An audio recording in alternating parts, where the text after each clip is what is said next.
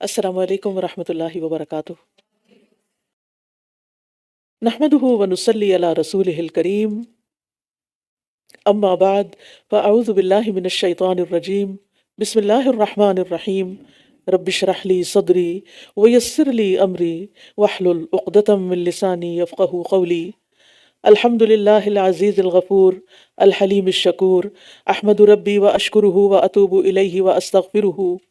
ला इलाहा इल्लल्लाहु वहदहु ला शरीका लह अल अलीमु बिज़ातिस सुदूर। हर किस्म की हम्द अल्लाह के लिए है जो गालिब और बहुत बख्शने वाला है, बुर्दबार और कदरदान है। मैं अपने रब की हम्द करती हूँ और उसका शुक्र अदा करती हूँ, उसकी बारगाह में तौबा करती हूँ और उससे बख्शिश तलब करती हूँ। अल्लाह के सिवा कोई माबूद बरहक नहीं, वो अकेला है, उसका कोई शरीक नहीं, वो दिलों के भेद जाने वाला है। 14वां पारा। ألف لام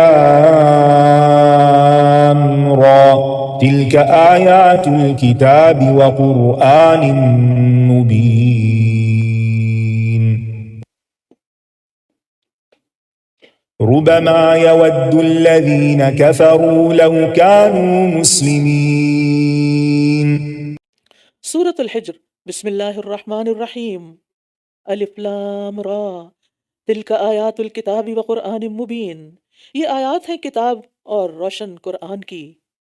14वां पारा। रुबमा यवद्दुल्लज़ीन कफ़रू लौ कानू मुस्लिमीन। एक वक्त आएगा कि वो लोग जिन्होंने कुफ्र किया वो चाहेंगे काश वो मुसलमान होते। वो ये आरजू कब करेंगे? मौत के वक्त, जब मौत के फरिश्ते उन्हें सख्ती से पेश आएंगे, या जब वो कब्र में पहुंचेंगे और अजाब के फरिश्ते आएंगे, या जब वो जहन्नम में चले जाएंगे, या उस वक्त जब गुनाहगार ईमानदारों को कुछ अरसा सज़ा मिलने के बाद जहन्नम से निकाल लिया जाएगा, या मैदान महशर में जहाँ हिसाब किताब हो रहा होगा और काफिर देखेंगे कि मुसलमान जन्नत में जा रहे हैं तो आरजू करेंगे कि काश वो भी मुसलमान होते। लेकिन ये आरजू उनको कोई फ़ायदा न देगी। और ये तमाम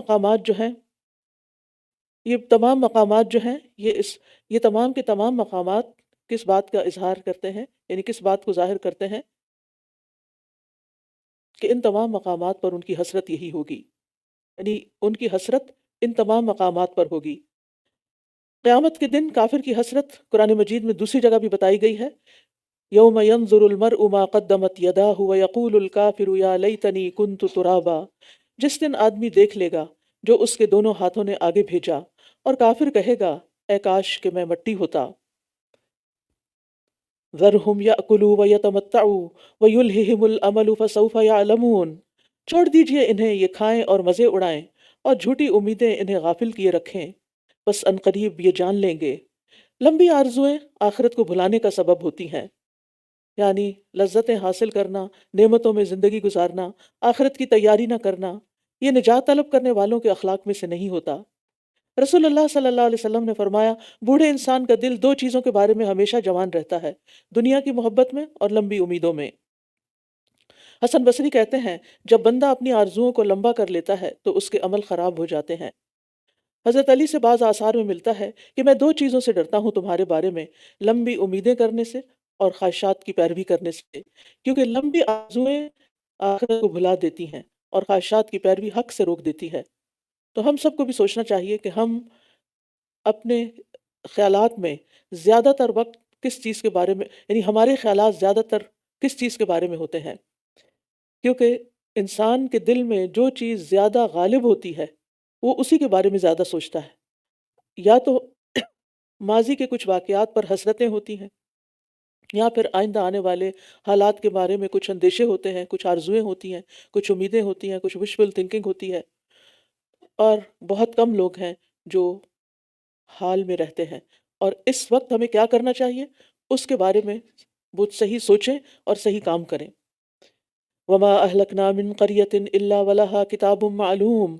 और हमने जिस बस्ती को भी हलाक किया उसके लिए एक वक्त मुकर्रर लिखा हुआ था। मा तस्बिक़ु मिन उम्मतिन अजलहा वमा यस्तअखिरून। कोई उम्मत अपने मुकर्ररा वक्त से न आगे निकल सकती है और न पीछे रह सकती है। और उन्होंने कहा, ए वो शख्स जिस पर ये जिक्र उतारा गया है, यकीनन तुम मजनून हो। यानी नबी सल्लल्लाहु अलैहि वसल्लम जिन पर जिक्र यानी कुरान मजीद नाजिल किया जा रहा था, اور قرآن مجید سے بڑھ کر حکمت والی کتاب کون سی ہو سکتی ہے؟ لیکن وہ آپ صلی اللہ علیہ وسلم کو مذاق کے طور پر پاگل اور دیوانہ کہتے تھے، حالانکہ آپ خود بھی سب سے زیادہ عقل مند انسان تھے، اور یہ ان کے کفر اور مذاق اڑانے کی بدترین صورت تھی۔ روایات میں آتا ہے کہ ازد قبیلے کا ایک فرد مکہ آیا تو اس نے مکہ کے بیوقوفوں سے سنا کہ آپ مجنون ہیں۔ وہ آپ کے پاس آیا اور آپ کو اپنے علاج کی پیشکش کی کہ میں آپ کا علاج کر سکتا ہوں، یعنی اس حد تک انہوں نے سنجیدگی کے ساتھ اس بات کو پھیلایا ہوا تھا۔ آپ صلی اللہ علیہ وسلم نے خطبہ مسنونہ پڑھا، اس نے درخواست کی کہ آپ پھر پڑھیں۔ آپ نے 3 بار یہ خطبہ پڑھا تو اس پر اس نے آپ کی بہت تعریف کی اور مسلمان ہو گیا، نہیں، علاج کے لیے آنے والے کا خود علاج ہو گیا۔ لو ما تأتینا بالملائکۃ ان کنت من الصادقین، تم ہمارے پاس فرشتوں کو کیوں نہیں لے آتے اگر تم سچوں میں سے ہو؟ یعنی فرشتے سامنے آ کر کیوں نہیں گواہی دیتے کہ واقعی یہ اللہ کا پیغمبر ہے، کہ اس کی پیروی اختیار کرو۔ اور اس طرح کے مطالبات قرآن مجید میں کئی جگہ انہوں نے کیے۔ ہم فرشتوں کو حق کے ساتھ ہی اتارتے ہیں اور تب یہ مہلت نہیں دیے جاتے، یعنی فرشتے تو اس وقت نازل ہوتے ہیں جب کسی کی موت کا وقت آ گیا ہو یا پھر کسی قوم پر قطعی عذاب کا فیصلہ ہو چکا ہو، اس کے بعد انہیں مہلت نہیں دی جاتی۔ انا نحن نزلنا الذکر وانا لہ لحافظون، بے شک ہم نے ہی اس ذکر کو نازل کیا ہے اور بے شک ہم ہی اس کی حفاظت کرنے والے ہیں۔ یہاں بھی ذکر کا معنی قرآن مجید ہے۔ قرآن مجید اللہ تعالیٰ کی کتاب ہے اور اس نے خود اس کی حفاظت کی ذمہ داری لی ہے۔ پچھلی کتابیں کیوں نہ محفوظ رہ سکیں؟ کیونکہ ان کی حفاظت کی ذمہ داری اللہ تعالیٰ نے ان کے علماء کو دی تھی، خود نہیں لی تھی۔ انسانوں کے ذمہ یہ حفاظت تھی اور انسانوں نے اپنی مرضی سے اس میں تبدیلیاں کر ڈالیں۔ اور یقیناً ہم نے آپ سے پہلے بھی اگلے گروہوں میں رسول بھیجے، اور ان کے پاس جو بھی رسول آتا یہ اس کا مذاق ہی اڑایا کرتے تھے۔ اسی طرح ہم یہ بات مجرموں کے دلوں میں داخل کر دیتے ہیں، یہ اس پر ایمان نہیں لائیں گے، اور یقیناً اگلے لوگوں کا یہی طریقہ گزر چکا ہے۔ اور اگر ہم ان پر آسمان کا کوئی دروازہ کھول دیں، پھر یہ دن کے وقت اس میں چڑھنے بھی لگ جائیں، تب بھی یہ ضرور کہیں گے کہ ہماری نگاہیں مدہوش کر دی گئی ہیں، بلکہ ہم ایسے لوگ ہیں جو جادو کر دیے گئے ہیں۔ وَلَقَدْ جَعَلْنَا فِي السَّمَاءِ بُرُوجًا وَزَيَّنَّاهَا لِلنَّاظِرِينَ، اور یقیناً ہم نے آسمان میں بہت سے برج بنائے اور ہم نے اسے دیکھنے والوں کے لیے مزین کیا ہے۔ آسمانوں کے برج سے مراد یعنی ستارے سیارے ہیں، اس سے مراد وہ برج نہیں جو لوگوں نے برج بنائے ہوئے ہیں جن کو ہاروسکوپ، یس، جی ہاں، اور ان کی شکلیں بھی بنائی ہوئی ہیں انہوں نے، جیسے کہ سرطان جس کو کہتے ہیں اردو میں، اور کیکڑے کی شکل بنائی ہوئی ہے، اور عقرب جس کی بچھو کی شکل بنائی ہوئی ہے، اور ترازو اور ڈول اور اس طرح کی چیزیں، اور اس سے وہ اپنی قسمت کا حال وابستہ کیے ہوئے ہیں۔ تو یہ اس سے مراد نہیں ہے کہ اللہ تعالیٰ نے وہ برج بنا کر تمہاری قسمتیں ان میں رکھ دی ہیں۔ اکثر علماء نے یہاں بروج سے ستارے اور سیارے ہی مراد لیے ہیں جو رات کے وقت آسمان کو زینت بخشتے ہیں۔ اور لغوی اعتبار سے برج ہر ظاہر نظر آنے والی چیز کو کہتے ہیں، بلند چیز کو، خواہ وہ کوئی عمارت ہو یا گنبد ہو یا قلعہ ہو۔ اور ستارے بھی چونکہ سامنے نظر آتے ہیں، واضح ہیں، ظاہر ہیں، تو اس لیے ان کو بھی بروج کہا گیا۔ وَحَفِظْنَاهَا مِن كُلِّ شَيْطَانٍ رَجِيمٍ، اور ہم نے ہر شیطان مردود سے اس کی حفاظت کی ہے، یعنی آسمان کی حفاظت۔ مگر جو کوئی چوری چھپے سننے کی کوشش کرے تو ایک روشن شعلہ اس کا پیچھا کرتا ہے۔ اور زمین کو ہم نے پھیلا دیا اور اس میں ہم نے پہاڑ ڈال دیے اور اس میں ہم نے ہر طرح کی موزوں چیز اگائی ہے، اور ہم نے تمہارے لیے اس میں اسباب معیشت بنائے ہیں، اور ان کے بھی جن کے رازق تم نہیں ہو۔ معیشت سے مراد کیا ہے؟ اسباب معیشت سے مراد وہ تمام سامان زندگی جس پر ہماری زندگی گزرتی ہے، یعنی ہماری ضرورت کی چیزیں، جس میں انسان بھی ہیں، جس میں جانور بھی ہیں جن پہ سواری کی جاتی ہے، سامان بھی ہے، اور اسی طرح دیگر چیزیں جو ہمارے روزمرہ کے استعمال میں ہوتی ہیں۔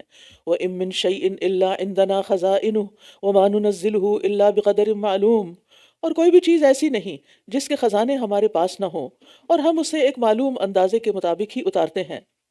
یعنی اللہ سبحانہ تعالیٰ کے پاس ہر چیز کے خزانے ہیں جو ضرورت کے مطابق ظاہر ہوتے ہیں۔ یعنی کوئی بھی چیز قیمتی سے قیمتی ہو یا معمولی سے معمولی، اللہ سبحانہ تعالیٰ کے پاس اس کی کمی نہیں ہے۔ لیکن اللہ تعالیٰ زمین پر وہ سب کچھ اکٹھا کیوں نہیں اتار دیتا؟ اس میں بھی اس کی حکمتیں ہیں۔ آپ دیکھیں کہ ابتدا میں انسان جلانے کے لیے اور روشنی کے لیے لکڑی کا استعمال کرتا تھا، جب آبادی زیادہ ہوئی تو کوئلہ نکل آیا، مزید آبادی بڑھی تو پیٹرولیم کی صنعت سامنے آ گئی، اس سے بھی آگے بڑھی تو گیس نکل آئی، پھر بجلی ایجاد ہو گئی، اور اب آپ دیکھیں کہ سولر سے انسان کا انرجی حاصل کر رہا ہے، پھر اسی طرح پہیہ ایجاد ہو گیا، اور دیگر بے شمار ایجادات جن کو گنا نہیں جا سکتا وقت کے ساتھ ساتھ۔ تو یہ سب کچھ کہاں سے بنا رہے ہیں، کہاں سے لا رہے ہیں؟ یہ اللہ کے خزانوں سے ہی، جو جتنے جب چاہتا ہے اپنی مرضی کے مطابق اتارتا ہے، لوگوں کو ان سے آگاہی دے دیتا ہے۔ اور ہم نے بارآور ہواؤں کو بھیجا، پھر ہم نے آسمان سے پانی اتارا، پھر ہم نے ہی اس سے تمہیں پلایا، پھر ہم نے تمہیں اس سے پلایا، اور تم ہرگز اسے ذخیرہ کرنے والے نہیں ہو۔ یعنی انسان کا اللہ کے خزانوں پر کوئی اختیار نہیں ہے، یعنی نہ اوپر آسمان میں بارش کا خزانہ انسان کے قبضے میں ہے، اور نہ نیچے زمین میں کنویں، چشمے، تالاب، ان خزانوں پر انسان کا کوئی اختیار ہے۔ اللہ تعالیٰ جس مقدار میں چاہتا ہے پانی اتارتا ہے، رکھتا ہے۔ وہ جب چاہے بارش برسائے تو کوئی روک نہیں سکتا، جب چاہے روک لے تو کوئی اپنی مرضی سے برسا نہیں سکتا۔ وہ چاہے تو چشموں اور کنووں کا سارا پانی زمین میں جذب کر دے اور انسان کو ایک قطرہ بھی نہ ملے۔ تو اسی لیے نبی صلی اللہ علیہ وسلم جب آندھی چلتی تھی تو دعا کرتے تھے، اللہم لقحن لا عقیمن، اے اللہ بارش والی ہوا ہو، بے برکت نہ ہو۔ وَإِنَّا لَنَحْنُ نُحْيِي وَنُمِيتُ وَنَحْنُ الْوَارِثُونَ، اور بے شک ہم ہی زندگی دیتے ہیں اور ہم ہی موت دیتے ہیں اور ہم ہی وارث ہیں۔ وَلَقَدْ عَلِمْنَا الْمُسْتَقْدِمِينَ مِنْكُمْ وَلَقَدْ عَلِمْنَا الْمُسْتَأْخِرِينَ، اور بے شک تم میں سے آگے بڑھنے والوں کو بھی ہم جانتے ہیں، اور بلا شبہ پیچھے رہنے والوں کو بھی ہم جانتے ہیں۔ مستقدمین یعنی جو پہلے گزر چکے، اور جو ہمارے بعد آنے والے ہیں مستاخرین، سب کا علم اللہ کو ہے۔ ہمیں نہیں پتا ہم سے پہلے کتنی امتیں اور تعداد میں کتنے لوگ دنیا میں آ کر گزر چکے، کوئی کچھ کہہ سکتا ہے؟ ان کی قبروں کے نشان تک نہیں۔ اگر دنیا بھر کے قبرستانوں کو بھی گنا جائے تو وہ تمام انسانوں کی صحیح گنتی نہیں بتائیں گے کہ کتنے فوت ہو چکے ہیں، اور ہمارے بعد کتنے آئیں گے ہم میں سے کسی کو نہیں پتا۔ ہر روز ہماری موجودگی میں، ہماری زندگی میں کتنے مر رہے ہیں، کتنے جی رہے ہیں، ہمیں نہیں پتا۔ کتنے بچے روز پیدا ہوتے ہیں، کوئی اندازہ نہیں لگا سکتا، صحیح اندازہ ایک گیس کر سکتے ہیں لیکن صحیح اندازہ نہیں کر سکتے۔ اسی طرح کتنے انسان ایک دن میں فوت ہو جاتے ہیں، اس کا پورا ڈیٹا کسی کو بھی نہیں مل سکتا۔ یہ سب، اور پھر یہ کہ صرف انسان ہی تو نہیں نا اس پلانٹ پہ، کتنے حیوانات، جانور، کیڑے مکوڑے، فضاؤں میں اڑنے والے پرندے، کتنی مخلوق ہے۔ یہ سب اللہ کو پتا ہے کہ آج تک کتنی پیدا ہوئی اور کتنی آگے ہوگی۔ اسی طرح مستقدمین وہ بھی ہیں جو نیکی کی بات سن کر آگے بڑھ جاتے ہیں، فوراً چل پڑتے ہیں، جیسے اذان ہوتی ہے تو نماز کے لیے نکل جاتے ہیں، اور اللہ کو یہ بھی پتا ہوتا ہے کہ کس کس نے اذان سن لی ہے اور وہ ابھی تک بیٹھا ہوا ہے اور وقت بھی گزر گیا اور اس کو اٹھنے کی توفیق نہیں ہوئی۔ اور مستاخرین، مستقدمین اور مستاخرین میں صرف نماز نہیں بلکہ دیگر نیکیاں بھی آتی ہیں، کہ اللہ کی راہ میں نکلنے والے اور اسی طرح لوگوں کی خدمت کے لیے نکلنے والے کون آگے جانے والے ہیں اور کون بیٹھے رہنے والے ہیں، پیچھے رہنے والے ہیں۔ اور بے شک آپ کا رب ہی انہیں اکٹھا کرے گا، اور بے شک آپ کا رب انہیں اکٹھا کرے گا، بے شک وہ بہت حکمت والا، خوب علم والا ہے۔ اور یقیناً ہم نے انسان کو بدبودار سڑے ہوئے کیچڑ کی کھنکتی مٹی سے پیدا کیا۔ قرآن مجید میں انسان کی تخلیق کا ذکر آتا ہے کہ مٹی سے ہوئی، اور پھر مٹی کی مختلف قسموں اور سٹیجز کا ذکر کیا گیا، اور اس کی مختلف حالتوں کے مطابق ان کے نام بھی ہیں، جیسے خشک مٹی، بھیگی ہوئی مٹی، گوندھی ہوئی، بدبودار اور خشک ہو کر کھن کھن کر کے بولنے والی مٹی، اور جب آگ پر پکا لیا جائے تو اس کو ٹھیکری بولتے ہیں۔ تو اللہ سبحانہ وتعالیٰ نے انسان کی تخلیق ان سارے مراحل سے کی، یعنی آدم کا خاکی پتلا مٹی سے بنایا گیا، جب سوکھ کر کھن کھن کرنے لگا، سلسال ہو گیا تو اس میں روح پھونکی گئی، اور سلسال کو قرآن مجید میں ایک دوسری جگہ فخار بھی کہا گیا ہے۔ والجان خلقناہ من قبل من نار السموم، اور اس سے پہلے جنات کو ہم نے آگ کی لپٹ سے پیدا کیا۔ جان، بعض مفسرین نے اسے جنوں کا باپ کہا ہے، جیسے آدم علیہ السلام انسانوں کے باپ ہیں، تو جنوں میں سے جو سب سے پہلے پیدا ہوا وہ جان کہلایا، اور بعض اس سے جنوں کی جنس مراد لیتے ہیں، بعض نے اس سے مراد ابلیس بھی لیا ہے کہ جان کون تھا۔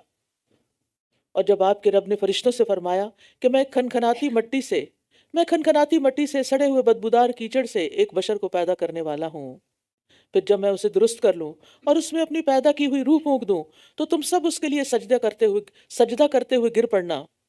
یہاں ہم دیکھ رہے ہیں کہ اللہ تعالیٰ نے روح کی نسبت اپنی طرف کی ہے، من روحی، یعنی جب میں اس کو برابر کر لوں، اس انسان کو، اور مکمل بنا لوں تو اپنی روح سے پھونک دوں۔ یہ اضافت جو ہے، یہ نسبت جو ہے، یہ نسبت تشریفی کہلاتی ہے، یعنی انسان کی عزت و شرف بڑھانے کے لیے اللہ تعالیٰ نے اسے اپنی روح قرار دیا، ورنہ ہر چیز اللہ ہی کی ہے۔ کیونکہ اس سے مراد یاد رکھیے اللہ کی روح نہیں ہے، اس سے مراد مخلوق کی روح ہے، انسان کی روح جو اللہ نے پیدا کی خاص انسان کے لیے۔ کیونکہ اللہ کی طرح تو کوئی بھی نہیں ہے، لیس کمثلہ شیء، اور لم یلد ولم یولد، اور کوئی اس کا حصہ نہیں ہے۔ فسجد الملائکۃ کلہم اجمعون، تو تمام فرشتوں نے اکٹھے سجدہ کیا، الا ابلیس، سوائے ابلیس کے، ابا ان یکون مع الساجدین، اس نے انکار کر دیا کہ وہ سجدہ کرنے والوں کے ساتھ ہو۔ فرمایا اے ابلیس، تجھے کیا ہے کہ تو سجدہ کرنے والوں کے ساتھ شامل نہ ہوا؟ اس نے کہا میں ایسا نہیں ہوں کہ اس بشر کو سجدہ کروں جسے تو نے بدبودار سڑے ہوئے کیچڑ کی کھنکھناتی مٹی سے پیدا کیا۔ حقیر سمجھ رہا تھا نا انسان کو۔ فرمایا پھر تو اس سے نکل جا، بلا شبہ تو مردود ہے، ریجیکٹڈ ہے، اور بے شک تجھ پر بدلے کے دن تک لعنت ہے۔ وہ بولا اے میرے رب، بس مجھے اس دن تک مہلت دے دے جب وہ اٹھائے جائیں گے، یعنی میں اس دن تک زندہ رہنا چاہتا ہوں تاکہ میں انسانوں کو بہکا سکوں۔ فرمایا بے شک تو مہلت دیے جانے والوں میں سے ہے۔ اللہ نے اس کی دعا بھی قبول کر لی۔ تو اگر اللہ تعالیٰ ابلیس کی دعا قبول کر سکتے ہیں، اس کی ریکویسٹ مان سکتے ہیں، تو پھر سبھی کی، اور وہ قبول کرتے ہیں۔ یہ تو اجیب دعوت الداعی، یہ ہمیں ہی شیطان یقین نہیں آنے دیتا، ورنہ وہ تو سب کو جواب دیتے ہیں۔ الی یوم الوقت المعلوم، اس دن تک جس کا وقت معلوم ہے، یعنی اللہ کو معلوم ہے۔ قال رب بما اغویتنی، کہنے لگا اے میرے رب چونکہ تو نے مجھے گمراہ کیا ہے، میں بھی ان کے لیے زمین میں برائی کو ضرور مزین کروں گا، میں ان سب کو ضرور گمراہ کر دوں گا۔ اب شیطان نے کہا کہ میں ان کے لیے زمین میں چیزوں کو مزین کر دوں گا۔ کون سی چیز؟ یعنی زمین میں بھی یعنی جس طرح اس نے آدم علیہ السلام کے سامنے اس درخت کا پھل مزین کر دیا تھا، تو دنیا میں خواہشات نفس کو وہ مزین کر دے گا۔ زین للناس حب الشہوات، تو اور پھر اللہ کی نافرمانی کے کاموں کو خوبصورت بنا کے پیش کرے گا۔ رسول اللہ صلی اللہ علیہ وسلم نے فرمایا بے شک ابلیس نے اپنے رب عز و جل سے کہا مجھے تیری عزت اور جلال کی قسم، میں آدم کی اولاد کو اس وقت تک گمراہ کرتا رہوں گا جب تک ان کے جسموں میں روح رہے گی، یعنی موت تک۔ تو اس سے اس کے رب عز و جل نے فرمایا مجھے اپنی عزت اور اپنے جلال کی قسم، جب تک وہ مجھ سے معافی مانگتے رہیں گے میں انہیں معاف کرتا رہوں گا۔ تو اس حدیث سے بھی پتہ چلتا ہے کہ ابلیس نے اولاد آدم کو گمراہ کرنے کا پکا ارادہ کر لیا اور قسم کھا کے یہ بات کہی، لیکن سب لوگ اس کے پندے میں نہیں آئیں گے۔ الا عبادک منہم المخلصین، سوائے ان میں سے تیرے چنے ہوئے بندوں کے، یعنی تیرے وہ بندے جو خالص تیرے لیے چن لیے گئے یا جنہیں تو نے خاص اپنا بنا لیا، انہیں میں گمراہ نہیں کر سکوں گا۔ فرمایا یہی سیدھا راستہ ہے جو مجھ تک پہنچتا ہے۔ ان عبادی لیس لک علیہم سلطان، بے شک میرے بندے ان پر تیرا کوئی زور نہیں ہوگا، یعنی جو صراط مستقیم پر چل رہے ہوں گے، جس کی دعا ہم ہر نماز میں مانگتے ہیں، تو ان لوگوں پر جو صراط مستقیم پر ہوں گے شیطان کا زور نہیں چلے گا، شیطان کا بس نہیں چلے گا، مگر جو گمراہ ہونے والوں میں سے تیری پیروی کریں، یعنی جو شیطان کی بات مانے، کیونکہ ایک رحمان کا راستہ ہے اور ایک شیطان کا راستہ ہے۔ یاد رکھیے کہ آپ جیسے یہاں کھڑے ہیں، جہاں بھی آپ بیٹھے ہیں، دائیں جانب رحمان کا راستہ جاتا ہے اور بائیں جانب شیطان کا راستہ جاتا ہے۔ اب یہ آپ کی چوائس ہے کہ آپ کس راستے پہ چلتے ہیں۔ جس راستے پہ چلیں گے اسی پر آپ کا اختتام ہوگا، وہی آپ کا اینڈ ہوگا۔ اور نبی صلی اللہ علیہ وسلم نے ایک خط کھینچ کر بیچ میں اور لکیریں ڈال کر بتایا کہ یہ سیدھا راستہ ہے جو سیدھا خط ہے، اور بیچ میں جو دائیں بائیں لکیریں ہیں یہ وہ راستے ہیں جن کی طرف شیطان بلاتا ہے۔ اگر انسان اس طرف نکل جائے تو سیدھا راستہ کھو دے گا۔ تو ان آیات سے یہ پتہ چلتا ہے کہ اخلاص برتنے والے اور ایمان رکھنے والوں پر شیطان کا کوئی زور نہیں چل سکتا۔ اللہ کے چنے ہوئے بندوں پر شیطان کا زور نہیں چلتا، وہ شیطان کو ہرا دیتے۔ حضرت عمر کے بارے میں کیا آتا ہے کہ عمر جس راستے سے گزرتے تھے شیطان وہاں سے بھاگ جاتا تھا، وہ اپنا راستہ بدل لیتا تھا۔ یہ چنے ہوئے لوگ تھے نا۔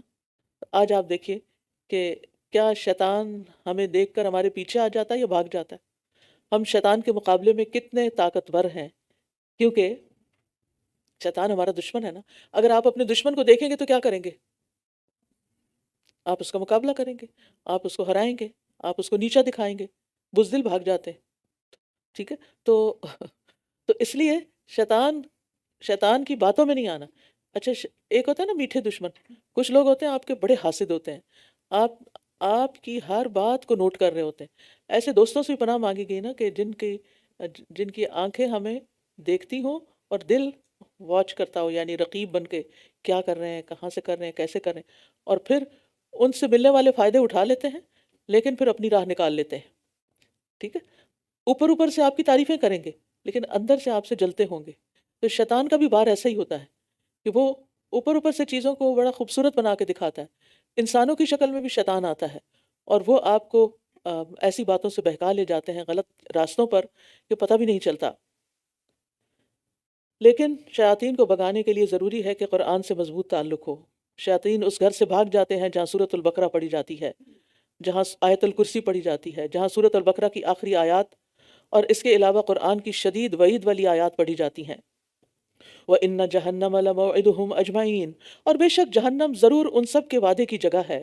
لَهَا سَبْعَةُ أَبْوَابٍ لِكُلِّ بَابٍ مِّنْهُمْ جُزْءٌ مَّقْسُومٌ، اس کے 7 دروازے ہیں، ہر دروازے کے لیے ان میں سے ایک تقسیم شدہ حصہ ہے. استغفر اللہ کی کتاب میں لکھا ہوا ہے کہ کون کون کس دروازے سے انٹر ہوگا. اور یاد رکھیے جو لوگ دروازوں سے انٹر ہوں گے وہ کبھی جہنم سے باہر نہیں آ سکیں گے، لیکن جو لوگ پل صراط کراس کرتے ہوئے ایمان والے ہوں گے لیکن برے کام بھی کر رہے ہوں گے، اگر توبہ کیے بغیر مر گئے اور گر گئے جہنم میں اوپر سے، تو پھر وہ اس سطح پر ہوں گے جتنا ان کا گناہ یا قصور ہوگا، اور پھر اس کے مطابق سزا بھگت کے وہ نکل آئیں گے. ان کے نکلنے کی امید ہے. وہ پوری حدیث آپ کو سنائی تھی کہ کچھ لوگ اتقاء اور رحمان ہوں گے کہ جن کو اللہ سبحانہ، جنہوں نے کوئی نیک عمل نہیں کیے ہوں گے لیکن اللہ تعالیٰ اپنی ایک کفہ یعنی اپنی ایک لپ کہہ لیں یا ایک ہتھیلی، اس سے ان کو جہنم سے نکال دے گا. لیکن جو دروازوں سے جائیں گے وہ نہیں نکل پائیں گے، وہ کٹے پکے مجرم ہوں گے. ان المتقین فی جنات وعیون، اور یہ جو 7 دروازے ہیں اور پھر اس کے درجات بھی ہیں. درجات تو جنت کے ہیں، جہنم کے درکات ہیں. درکات کہتے ہیں نیچے نیچے نیچے گہرائی میں جو لیولز ہوتے ہیں. ایک ہوتا ہے نا اوپر کو ہائی رائزز اوپر جاتے ہیں، اور کچھ پھر نیچے پارکنگ لاٹس ہوتے ہیں اور وہ نیچے کی سے نیچے فلوز جا رہے ہوتے ہیں، وہ درکات ہوتے ہیں. یعنی آپ کے لیول سے کچھ اوپر اور کچھ نیچے، تو اوپر جنت والے اور نیچے جہنم والے. تو منافقین سب سے کہاں ہوں گے؟ سب سے نچلے درجے میں، پھر درک الاسفل. اب ان کا ذکر کیا گیا تو متقین کی بات آ گئی. ان المتقین فی جنات وعیون، بے شک متقی لوگ باغوں اور چشموں میں ہوں گے. ان سے کہا جائے گا ان میں سلامتی اور امن کے ساتھ داخل ہو جاؤ.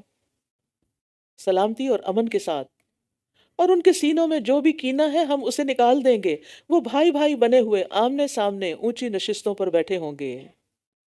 یہاں کینہ نکالنے کے لیے لفظ نزع استعمال ہوا. نزع ان کا معنی ہوتا ہے کھینچ کے، اکھاڑ کے نکالنا. تو اس سے پتہ چلتا ہے کہ کینہ اور دشمنی دل میں کتنی گہری جڑیں پکڑ لیتی ہے، کہاں تک سرایت کر جاتی ہے. ہم انسان ہیں نا، کمزور ہیں. بعض اوقات ہماری کسی کے ساتھ انبن ہو جاتی ہے، ناراضگی ہو جاتی ہے، مس انڈرسٹینڈنگ ہو جاتی ہے، کسی سے ہمیں کوئی تکلیف پہنچ جاتی ہے، وہ ہم اپنے دل میں رکھ لیتے ہیں. اور جو وقت گزرتا جاتا ہے اگر معاف نہ کریں، دل سے نہ نکالیں، تو اپنی جڑیں بنانے لگتی. اور پھر اس کے ساتھ آپ نیکیاں بھی بہت کر رہے ہیں، خیر کے کام بھی بہت کر رہے ہیں. اب جنت میں جب انسان جانے لگے گا تو کوئی بھی انسان اس کینے کے ساتھ انٹر نہیں ہوگا. جب سارے مسلمان پل پار کر لیں گے، جسر یعنی صراط، پل صراط جس کو کہتے ہیں، تو اس کے بعد ایک جنت اور پل صراط کے بیچ میں، جہنم کے بیچ میں ایک اور پل ہی ہوگی، یعنی چھوٹا پل ہوگا، اور وہاں نہر الحیات ہوگی. لوگوں کو وہاں نہلایا دھلایا جائے گا، پاک صاف کیا جائے گا، ان کے کینے اور بغض نکال دیے جائیں گے. ان کے دلوں میں، ان کے دل بالکل آئینے کی طرح صاف ستھرے چمکتے ہوں گے. لہٰذا اہل جنت جب جنت میں جائیں گے تو بھلے دنیا میں ان کے اختلافات تھے، لیکن وہاں جا کر وہ آپس میں بھائی بھائی ہوں گے، اور کسی کے دل میں کسی کے خلاف رتی بھر بھی کوئی نفرت یا عداوت یا بغض یا کینہ نہیں ہوگا. تب آپ دیکھیں کہ ایک یہ ہے کہ دنیا میں ہی نکال دیں، ٹھیک ہے، یا پھر تیار ہو جائیں اس پل پہ روکے جانے کے اور وہاں پر کھینچ کے نکالا جائے گا. کیونکہ جس دل میں کدورت ہوتی ہے نا، جس دل میں نفرت ہوتی ہے، جس دل میں بغض ہوتا ہے، حسد ہوتا ہے، وہ دل کبھی خوش نہیں ہوتا، اس کو کوئی خوشی نصیب نہیں ہوتی، اس کے لیے بہت بڑا ٹارچر ہوتا ہے. اس کے پاس دنیا کی ہر نعمت ہوتی ہے لیکن وہ پھر بھی خوش نہیں ہوتا، کیونکہ اس کا دل پکڑا ہوا ہے، اس کے دل کو بیماری اور روگ لگا ہوا ہے. یہ ساری بیماریاں ہیں دل کی، یہ سارے روگ ہیں. تو اس سے اپنے آپ کو نکالنا بڑا ضروری ہوتا ہے. یعنی ہر وہ طریقہ اختیار کریں کہ جس سے ہمارے دل صاف ہو جائیں اور ہمارے دلوں سے لوگوں کی نفرتیں، عداوتیں اور ان کے خلاف بد اعتمادی، یہ سب چیزیں نکل جائیں، تاکہ دنیا میں بھی ہم چین سکون سے رہ سکیں. جس کا دل صاف ہوتا ہے اس کے لیے دنیا بھی جنت بن جاتی ہے، اور جس کا دل غمگین ہوتا ہے اس کے لیے نعمتیں اور آسائشیں ہونے کے باوجود اس کی زندگی جہنم بن جاتی ہے.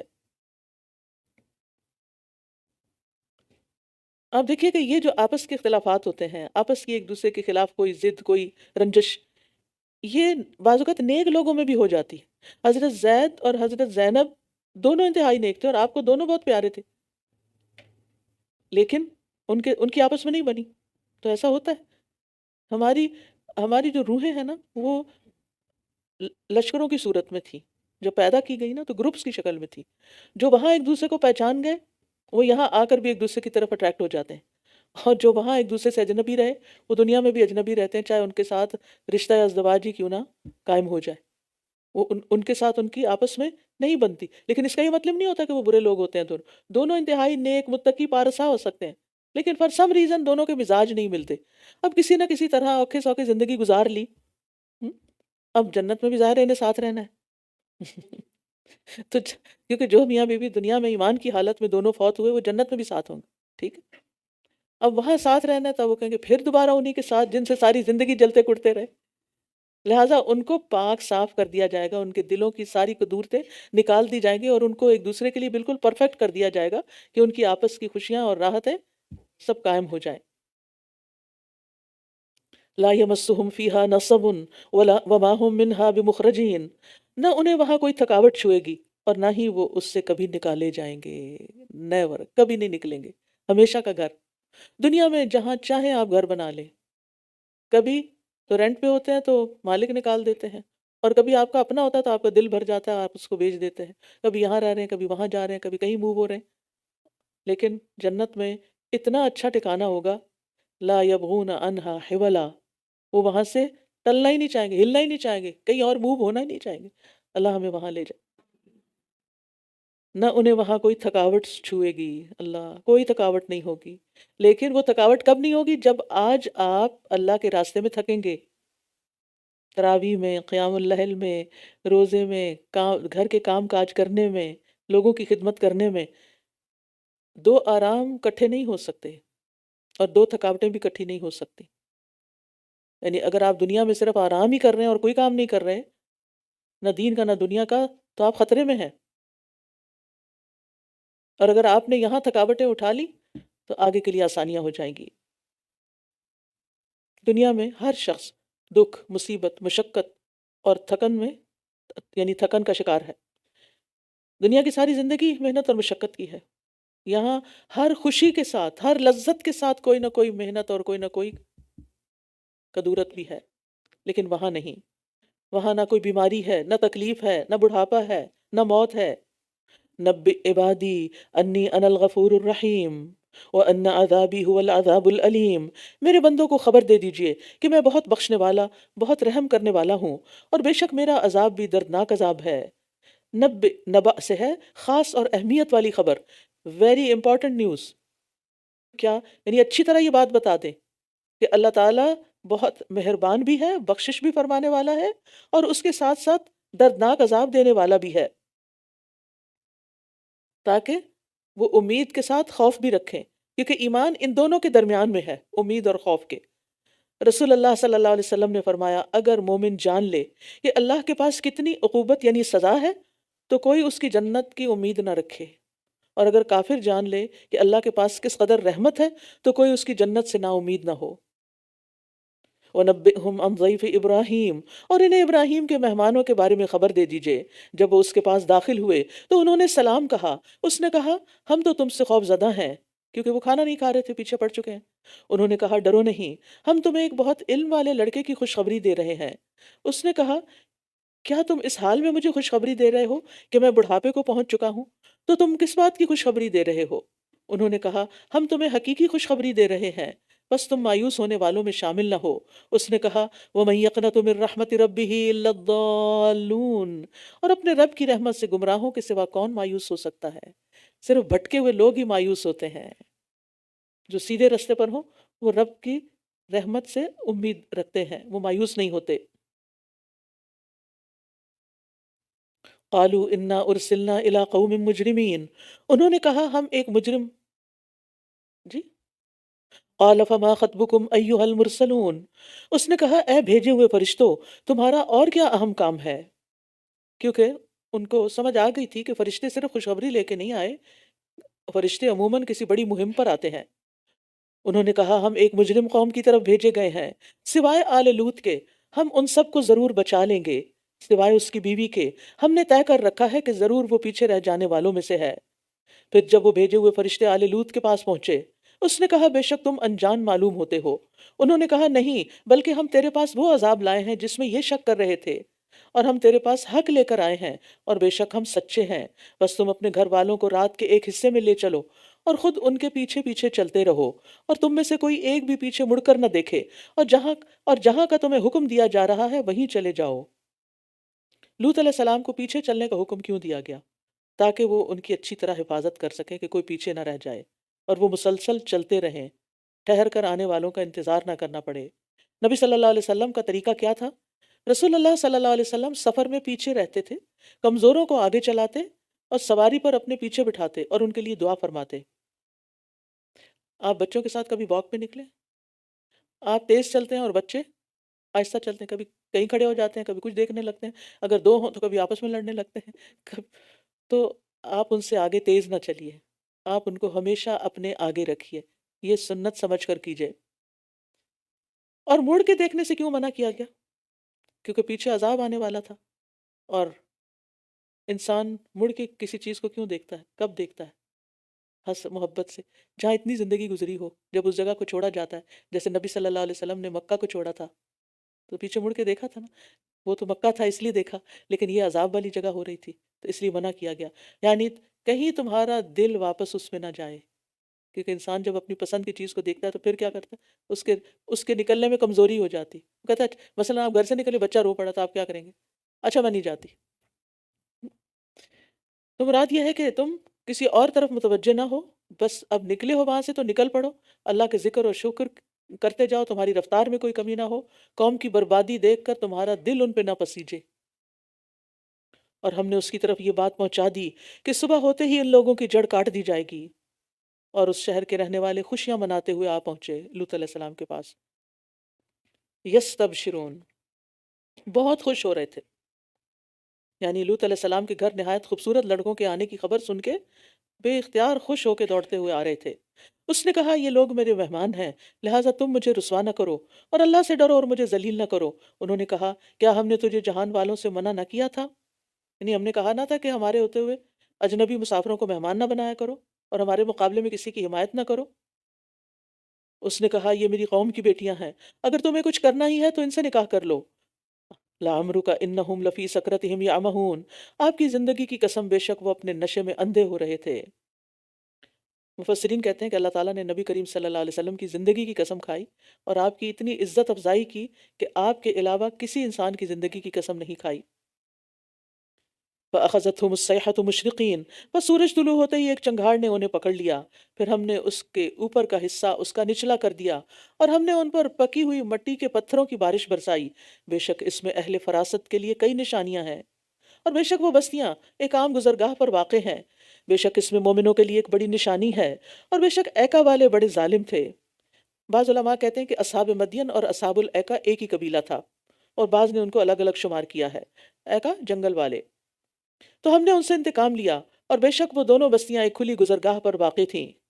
اور بے شک ہجر والوں نے بھی رسولوں کو جھٹلایا، اور ہم نے انہیں اپنی نشانیاں دی، لیکن وہ ان سے اعراض کرتے رہے، اور وہ بے خوف ہو کر پہاڑوں میں گھر تراشتے تھے۔ تو صبح سویرے انہیں بھی ایک چنگھاڑ نے پکڑ لیا، تو جو کمائی وہ کرتے تھے وہ انہیں کچھ بھی کام نہ آئی۔ اور ہم نے آسمانوں اور زمین کو اور جو ان دونوں کے درمیان ہے حق کے ساتھ پیدا کیا، یعنی ایک حکمت کے ساتھ، ایک مقصد کے ساتھ، اور بے شک قیامت ضرور آنے والی ہے، بس آپ حسن خوبی کے ساتھ درگزر کیجئے۔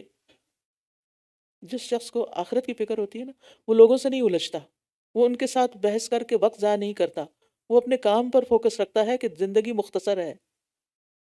ان ربک هو الخلاق العلیم، بے شک آپ کا رب ہی سب کو پیدا کرنے والا، خوب علم رکھنے والا ہے۔ اور بے شک ہم نے آپ کو بار بار دہرائی جانے والی 7 آیات اور عظمت والا قرآن عطا کیا ہے۔ 7 آیات سورۃ الفاتحہ کی۔ آپ اپنی نگاہوں کو ہرگز اس سامان زندگی کی طرف اٹھا کر بھی نہ دیکھیے جو ہم نے ان میں سے مختلف لوگوں کو دیا ہے، اور نہ ان پر غم کیجیے، اور مومنوں کے لیے اپنے بازو جھکائے رکھیے۔ یہاں نبی صلی اللہ علیہ وسلم کو دنیاوی چیزوں کو نہ دیکھنے کا حکم دیا جا رہا ہے، تاکہ آپ اس سے بہتر اور عظیم چیز کی طرف دیکھ سکیں۔ جو لوگ بہت زیادہ دنیاوی چیزوں میں گم ہو جاتے ہیں، ہر وقت دنیا دنیا، شاپنگ شاپنگ، نئے سے نئی چیزیں خرید رہے ہیں، تو عموماً پھر ان کے پاس وقت نہیں رہتا وہ کائنات میں غور و فکر کریں، وہ اللہ کی کتاب میں غور و فکر کریں، وہ دنیا کے سامان میں ہی الجھے رہتے ہیں۔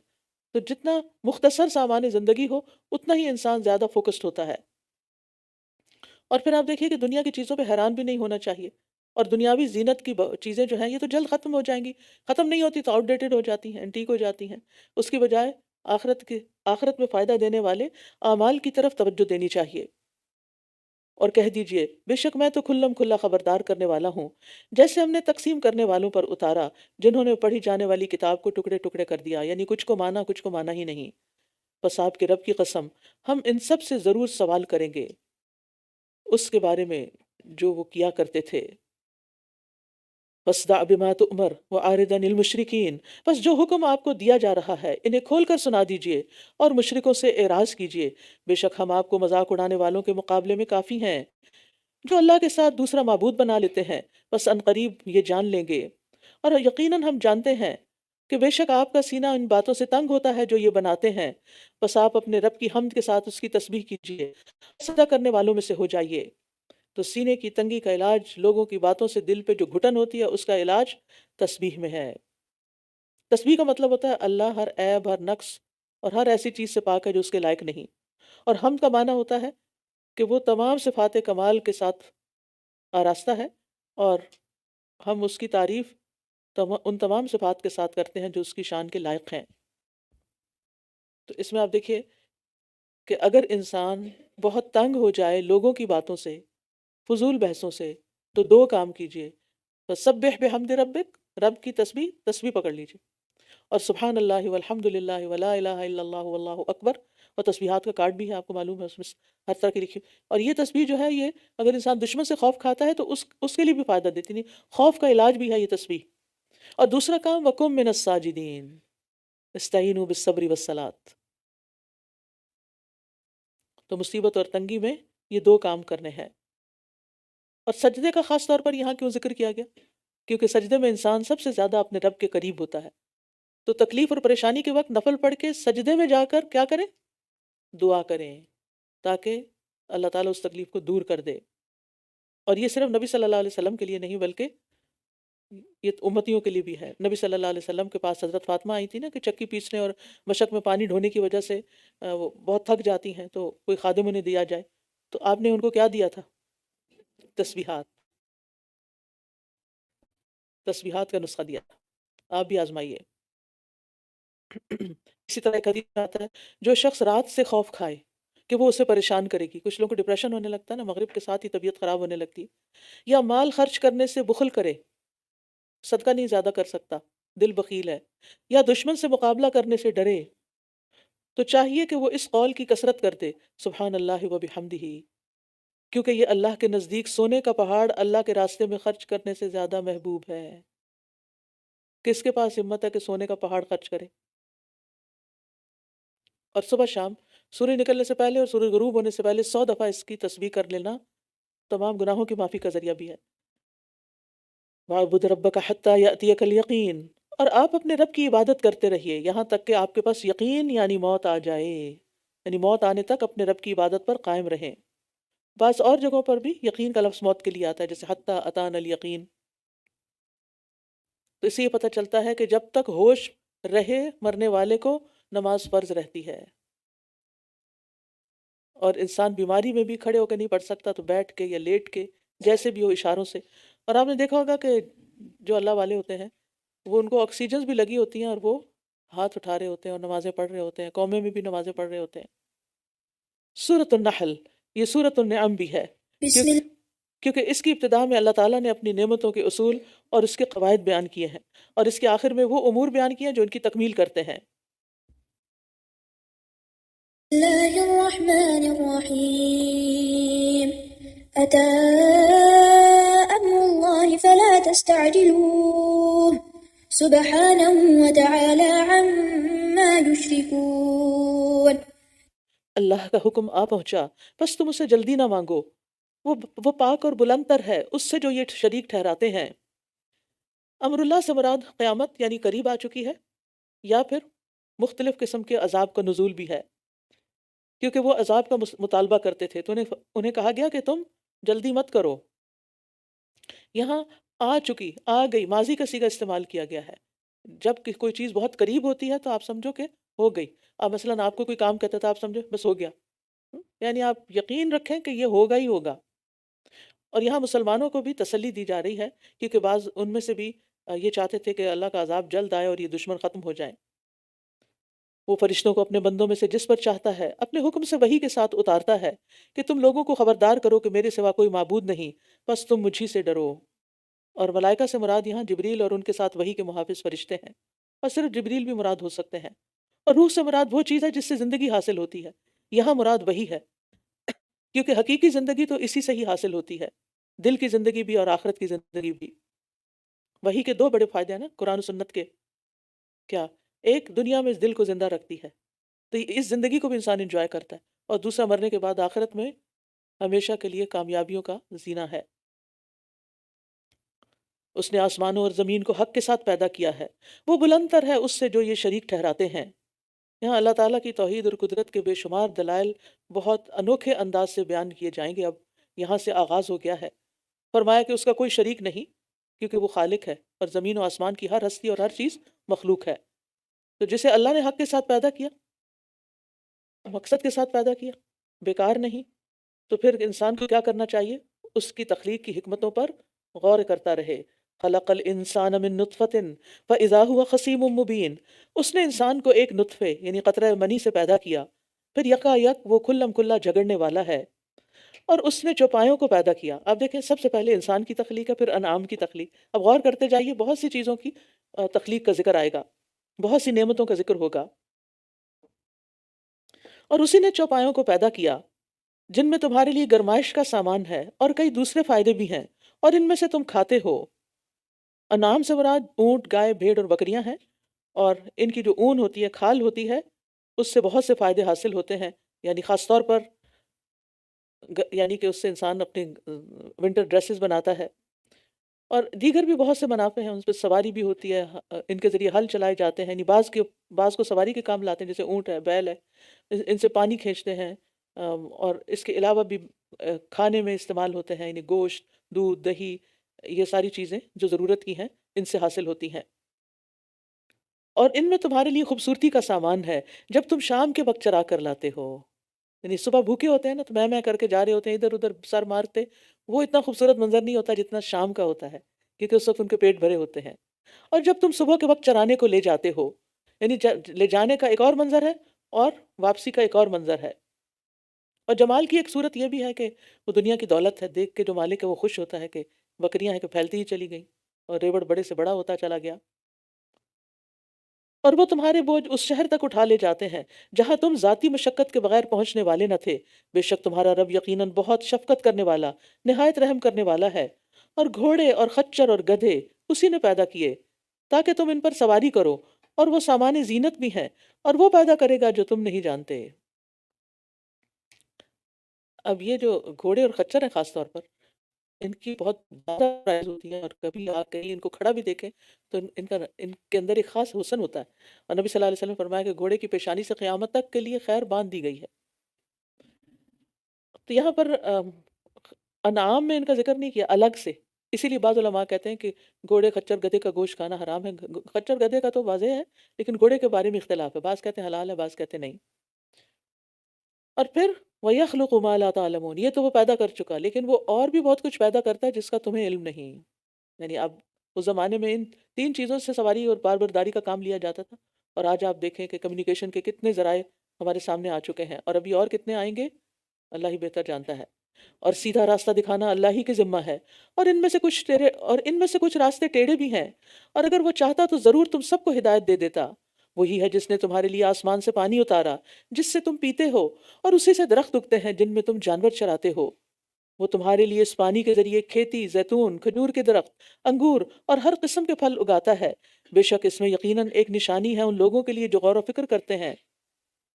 یعنی ایک ہی پانی، ایک ہی زمین، ایک ہی ہوا اور ایک ہی سورج، لیکن طرح طرح کی نباتات، طرح طرح کے پھل۔ اور اس نے تمہارے لیے رات اور دن اور سورج اور چاند کو مسخر کیا ہے، اور اس کے حکم سے ستارے مسخر کیے گئے ہیں، بے شک اس میں یقیناً نشانیاں ہیں ان لوگوں کے لیے جو عقل رکھتے ہیں۔ تسخیر کا مطلب ہوتا ہے کسی چیز کو اس کا اختیار اور مرضی ختم کر کے اپنا تابع بنا کر اپنی مرضی کے مطابق چلانا۔ تو یہاں اللہ سبحانہ وتعالیٰ نے انسانوں کے لیے مسخر کیا کہ انسان ان سے اپنی مرضی کے مطابق فائدے اٹھا سکیں، اور اس نے تمہارے لیے جو کچھ زمین میں پھیلا دیا ہے ان کے رنگ مختلف ہیں، یقیناً اس میں ان لوگوں کے لیے نشانی ہے جو نصیحت حاصل کرتے ہیں۔ زرع کا مطلب ہوتا ہے بکھیرنا، پھیلانا، یعنی توالد و تناسل کے ذریعے پھیلانا، اسی سے ذریت کا لفظ ہے۔ آدم اور حوا اترے تھے اور بے شمار نسل انسانی زمین بھر میں پھیل چکی ہے، اسی طرح ہر طرح کے حیوانات پھیل گئے، پودے بے شمار۔ یہ اللہ کی توحید کی بڑی بڑی نشانیوں میں سے ہے۔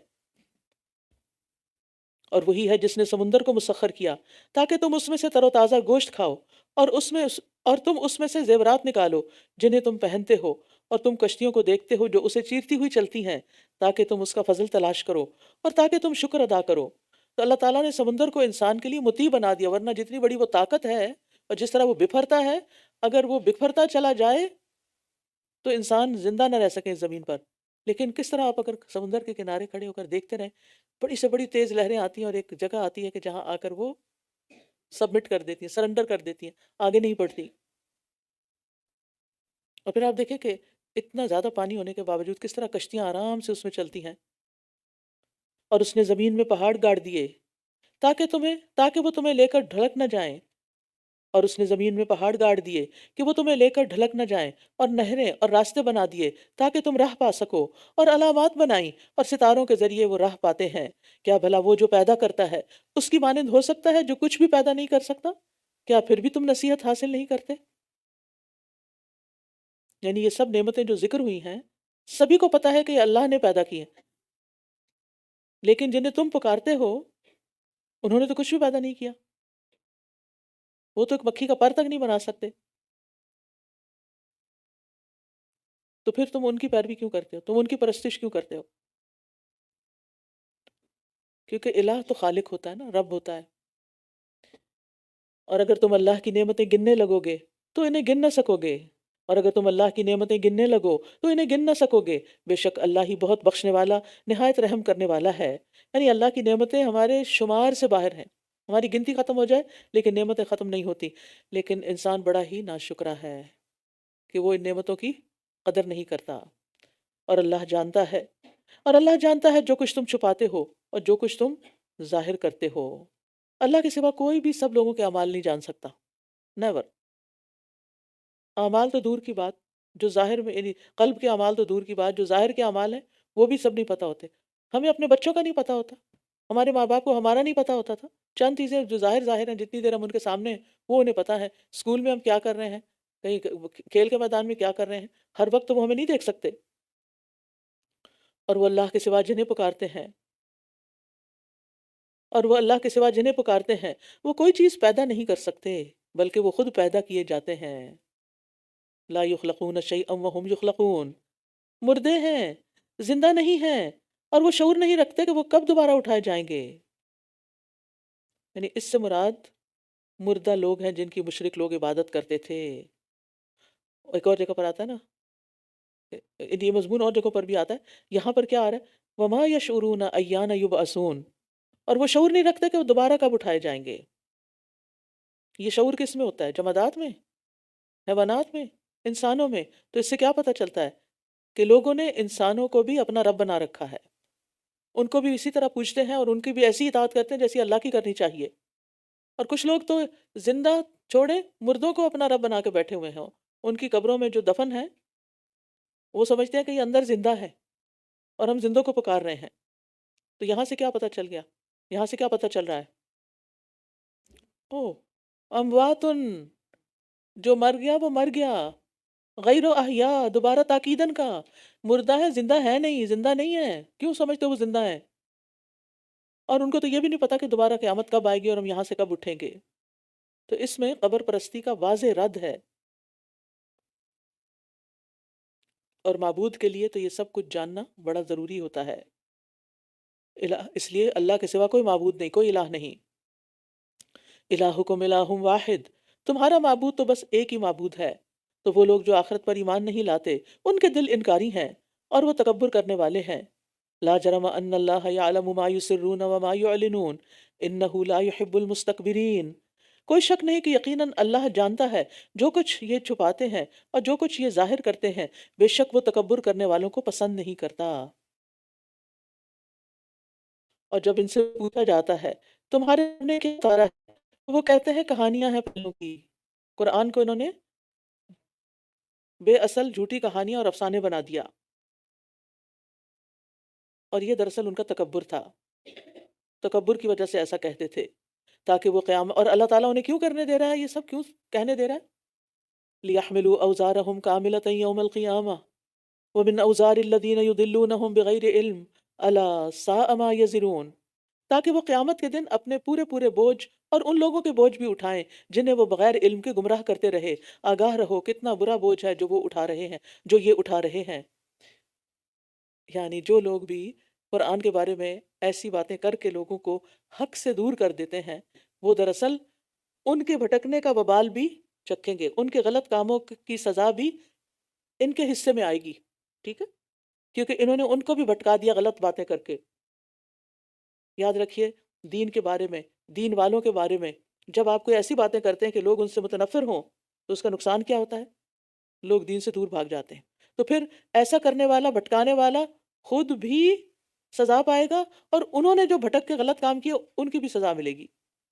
قد مکر الذین من قبلہم، یقیناً ان سے پہلے کے لوگوں نے بھی چالیں چلی تھیں، تو اللہ ان کی عمارت کی بنیادوں سے آیا تو ان کے اوپر سے چھت انہی پر گر پڑی، اور ان پر وہاں سے عذاب آیا جہاں سے وہ شعور بھی نہ رکھتے تھے۔ یعنی کسی عمارت کی اگر بنیاد گرا دی جائے تو وہ عمارت باقی نہیں رہتی۔ پھر قیامت کے دن وہ انہیں رسوا کرے گا اور فرمائے گا کہاں ہیں میرے وہ شریک جن کے بارے میں تم جھگڑتے تھے؟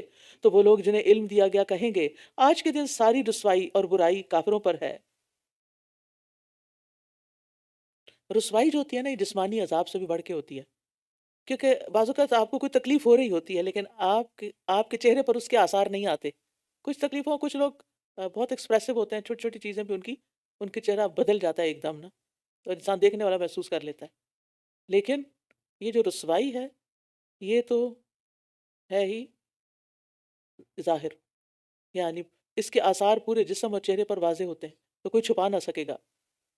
الذین تتوفاہم الملائکۃ ظالمی انفسہم، وہ لوگ جنہیں فرشتے اس حال میں فوت کرتے ہیں کہ وہ اپنی جانوں پر ظلم کر رہے ہوتے ہیں، تو وہ فرمانبرداری پیش کرتے ہیں کہ ہم کوئی برے کام نہیں کر رہے تھے۔ کیوں نہیں؟ بے شک اللہ خوب جانتا ہے جو کچھ تم کیا کرتے تھے۔ یہاں مشرک کی موت کا منظر بتایا جا رہا ہے اور اس کی کیفیت بھی، کہ جب ان کی روحیں قبض کر کری جاتی ہیں تو وہ بہت عاجزی کا مظاہرہ کرتے ہیں، اور اس سے بھی پتہ چلتا ہے کہ مرتے ہی انسان کو عذاب کی خبر دے دی جائے گی۔ حدیث میں بھی آتا ہے پھر اگر وہ گناہ گار آدمی ہو تو فرشتے کہتے ہیں اے خبیث روح نکل جو خبیث جسم میں رہی، قابل مذمت ہو کر اس میں سے نکل، کھولتے ہوئے پانی اور کانٹے دار کھانے کی خوشخبری قبول کر، اور اس کے علاوہ دیگر انواع و اقسام کے عذاب کی خوشخبری بھی قبول کرو۔ اور اس کے سامنے یہ جملے بار بار دہراتے ہیں یہاں تک کہ روح نکل جاتی ہے۔ فَادْخُلُوا أَبْوَابَ جَهَنَّمَ خَالِدِينَ فِيهَا، بس جہنم کے دروازوں میں داخل ہو جاؤ، اس میں ہمیشہ رہنے والے ہو۔ بس کتنا برا ٹھکانہ ہے تکبر کرنے والوں کا، یعنی موت کے فوراً بعد جہنم میں داخلہ۔ اور جب تقوی والوں سے کہا جاتا ہے کہ تمہارے رب نے کیا نازل فرمایا، تو وہ کہتے ہیں بہت بڑی خیر، جن لوگوں نے اس دنیا میں اچھا کیا ان کے لیے دنیا میں بھی اچھائی ہے، اور آخرت کا گھر بہت بہتر ہے، اور کتنا اچھا گھر ہے تقوی والوں کا۔ تو اس میں خوشخبری دی جا رہی ہے کہ سچے مومنوں کے لیے دنیا میں بھی سکون اور اطمینان ہے۔ للذین احسنوا فی ہذہ الدنیا حسنہ، اچھا کرنے والوں کو اس دنیا میں بھی اچھا ملے گا۔ وَلَدَارُ الْآخِرَةِ خیر، دنیا کتنی بھی اچھی ہو دنیا ہی ہے، گھٹیا ہی ہے، اصل گھر تو آخرت ہے، اور وہ کتنا اچھا گھر ہے مومنوں کا۔ ہمیشگی کے باغات ہیں جن میں وہ داخل ہوں گے، ان کے نیچے سے نہریں بہہ رہی ہوں گی، جو کچھ وہ طلب کریں گے ان کے لیے اس میں موجود ہوگا۔ تقوی والوں کو اسی طرح بدلہ دے گا، تقوی والوں کو اللہ اسی طرح بدلہ دے گا۔ وہ جنہیں فرشتے اس حال میں فوت کرتے ہیں کہ وہ پاک صاف ہوتے ہیں، وہ کہتے ہیں سلام ہو تم پر، جنت میں داخل ہو جاؤ، داخل ہو جاؤ جنت میں ان اعمال کے بدلے جو تم کیا کرتے تھے۔ تو اس سے پتہ چلتا ہے کہ موت کے وقت جو فرشتے آتے ہیں وہ آتے ہی کمیونیکیشن شروع کر دیتے ہیں. اچھے فرشتے اچھی خوشخبری لاتے ہیں. اور پھر آپ یہاں دیکھیے کہ اس حال میں کہ طیبین تھے، یعنی ان کے دل اللہ کی معرفت اور محبت سے لبریز تھے، زبان اللہ کے ذکر سے یعنی کہ تر تھی، ان کی زبان اللہ کے ذکر سے تر تھی، اور وہ اللہ کی اطاعت کے کام کر رہے تھے. اور یاد رکھیے کہ جب ملک الموت آتے ہیں اور پاک روح کے پاس آتے ہیں تو کہتے ہیں کہ اے پاکیزہ نفس، اللہ کی مغفرت اور رضامندی کی طرف چلو. اب وہ خوش ہو جاتا ہے انسان.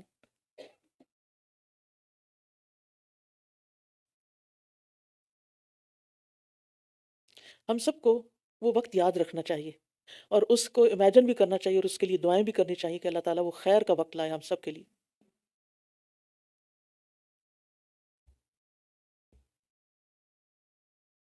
اور ایک اور بات یہ کہ طیبین پاک صاف ہوتے ہیں. آپ نے دیکھا ہوگا کہ کچھ نیک لوگوں کے بارے میں پتہ چلتا ہے کہ جب ان کی موت کا وقت آیا تو انہوں نے کہا ہمیں وضو کرا دو، صاف ستھرا کر دو، نہا لیا انہوں نے، اور وہ اپنے ساتھ کوئی نجاست لگی ہوئی نہیں رہنے دیتے. تو یہ دونوں طرح کی پاکیزگی ہے، اندر کی پاکیزگی بھی اور باہر کی پاکیزگی بھی. تو اس میں ہم سب کے لیے سبق ہے کہ بعض اوقات لوگ اوپر سے تو بہت صاف ستھرے ہو جاتے ہیں لیکن اپنی اندرونی ناپاکیوں کی صفائی نہیں کرتے. تو اس کا بھی اہتمام کرنا چاہیے. صحیح طور پر استنجا کرنا چاہیے. صرف ٹیشو پیپر ہی کافی نہیں. بس اہل قباء کی تعریف اللہ تعالیٰ نے قرآن میں کیوں کی؟ ان کے پانی سے طہارت کرنے کی وجہ سے. لیکن اگر پانی سے طہارت کر رہے ہیں اور میک شور کرنا چاہتے ہیں کہ کوئی چیز ساتھ نہیں رہی تو پھر ٹیشو پیپر استعمال کر لیجئے. لہٰذا انہوں نے جو عمل کیے سوری هل ينظرون الا ان تأتيهم الملائکہ، کیا یہ اس بات کا انتظار کر رہے ہیں کہ ان کے پاس فرشتے آ جائیں یا آپ کے رب کا حکم آ جائے؟ اسی طرح ان لوگوں نے بھی کیا تھا جو ان سے پہلے تھے، اور اللہ نے ان پر کچھ ظلم نہیں کیا لیکن یہ خود اپنی جانوں پر ظلم کیا کرتے تھے. لہٰذا انہوں نے جو عمل کیے اس کے برے نتائج انہیں آ پہنچے اور انہیں اس چیز نے گھیر لیا جس کا وہ مذاق اڑاتے تھے. اور جن لوگوں نے شرک کیا وہ کہتے ہیں اگر اللہ چاہتا تو ہم اس کے سوا کسی اور چیز کی عبادت نہ کرتے، نہ ہم اور نہ ہی ہمارے آباء و اجداد، اور نہ ہم اس کے حکم کے سوا کسی چیز کو حرام قرار دیتے. ان سے پہلے کے لوگوں نے بھی اسی طرح کیا تھا. تو رسولوں کے ذمہ تو صرف کھلم کھلا پیغام پہنچا دینا ہی ہے. تو یہاں بنیادی طور پر تقدیر کو بہانہ بنانے والوں کا رد کیا جا رہا ہے کہ وہ لوگ جو نیک کام اس لیے نہیں کرتے کہ ہماری قسمت میں نہیں لکھا. بھئی تم نے اپنی تقدیر کہاں سے جا کے پڑھی تھی؟ لوح محفوظ تمہارے سامنے کھلی ہوئی ہے کہ تم نے وہاں سے پڑھ لیا تھا کہ تمہیں اللہ نے توفیق نہیں دی اس کام کے کرنے کی؟ تو یہ صرف بہانے ہوتے ہیں جو نیک کام نہ کرنے کے اور برے کاموں کی طرف جانے کے. لیکن اگر یہی دلیل کوئی دوسرا شخص اس کے مقابلے میں پیش کرے جس نے اس کا کوئی حق ادا نہ کیا ہو، یا اس کا کوئی عزیز قتل کیا ہو، یا اس کا کوئی مال چھین لیا ہو، یا اس کی بیوی کی عزت لوٹی ہو، تو وہ یہ دلیل کبھی بھی نہیں قبول کرے گا کہ ہاں میری تقدیر میں لکھا تھا اس کو قتل کرنا لہٰذا میں نے کر دیا. اپنا پورا حق وصول کرے گا لیکن اللہ کا حق نہیں دیتا اور بندوں کا نہیں دیتا تقدیر کا بہانہ کر کے. تو یہ سراسر غلط بات ہے. اور بلا شبہ ہم نے ہر امت میں ایک رسول بھیجا کہ اللہ کی عبادت کرو اور طاغوت سے بچو. تو ان میں سے بعض ایسے تھے جنہیں اللہ نے ہدایت دی اور ان میں سے بعض وہ تھے جن پر گمراہی ثابت ہو گئی. لہٰذا زمین میں چلو پھرو پھر دیکھو جھٹلانے والوں کا انجام کیا ہوا. طاغوت جو ہے نا یہ طاغی سے ہے، طغیانی بھی اسی سے ہے، جس کا مطلب ہوتا ہے اپنی حد سے آگے بڑھنا. اور اس سے مراد یعنی یہ لفظ بولا جاتا ہے شیطان پر، باطل معبود پر، اور ہر اس شخص پر جو گمراہی کی طرف دعوت دینے والا ہو. جیسے شیطان یعنی سب سے پہلے طاغوت سے مراد شیطان لی جاتی ہے. تو شیطان کا کام کیا؟ برائی کی طرف دعوت دینا. تو جو انسان آپ کو برے رستے کی طرف بلائے وہ بھی طاغوت ہی ہے. اگر آپ ان کی ہدایت پر حریص ہیں تو اللہ اسے کبھی ہدایت نہیں دیتا جسے وہ گمراہ کر دے، اور ان کے لیے کوئی مددگار بھی نہیں.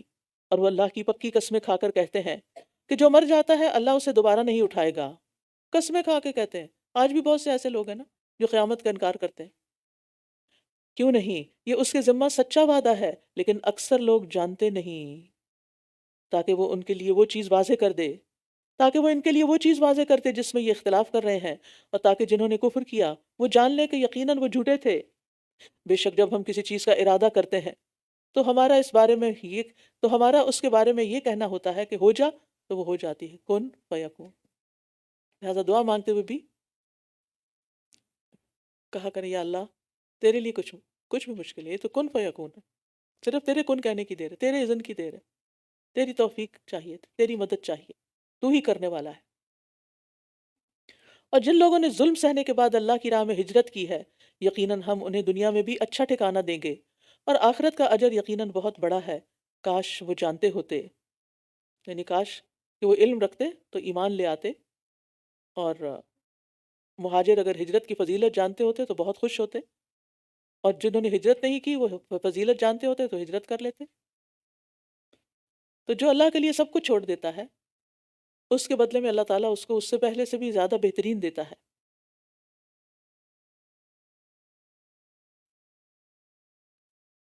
اور یہ آزما کے دیکھ لیجئے، تجربہ کر کے دیکھ لیجئے۔ بعض اوقات ایسا ہوتا ہے کسی چیز پر آپ کا حق ہوتا ہے، دوسرا قسم کھا کے کہتا نہیں یہ میری، آپ جھگڑا چھوڑ دیتے ہیں۔ کس کی خاطر؟ صرف اللہ کی خاطر، کہ اگر میں نے یہ جھگڑا کیا تو یہ رشتہ ہی کٹ جائے گا، قطع رحمی ہو جائے گی، اللہ آپ کو اس سے بہتر دے گا۔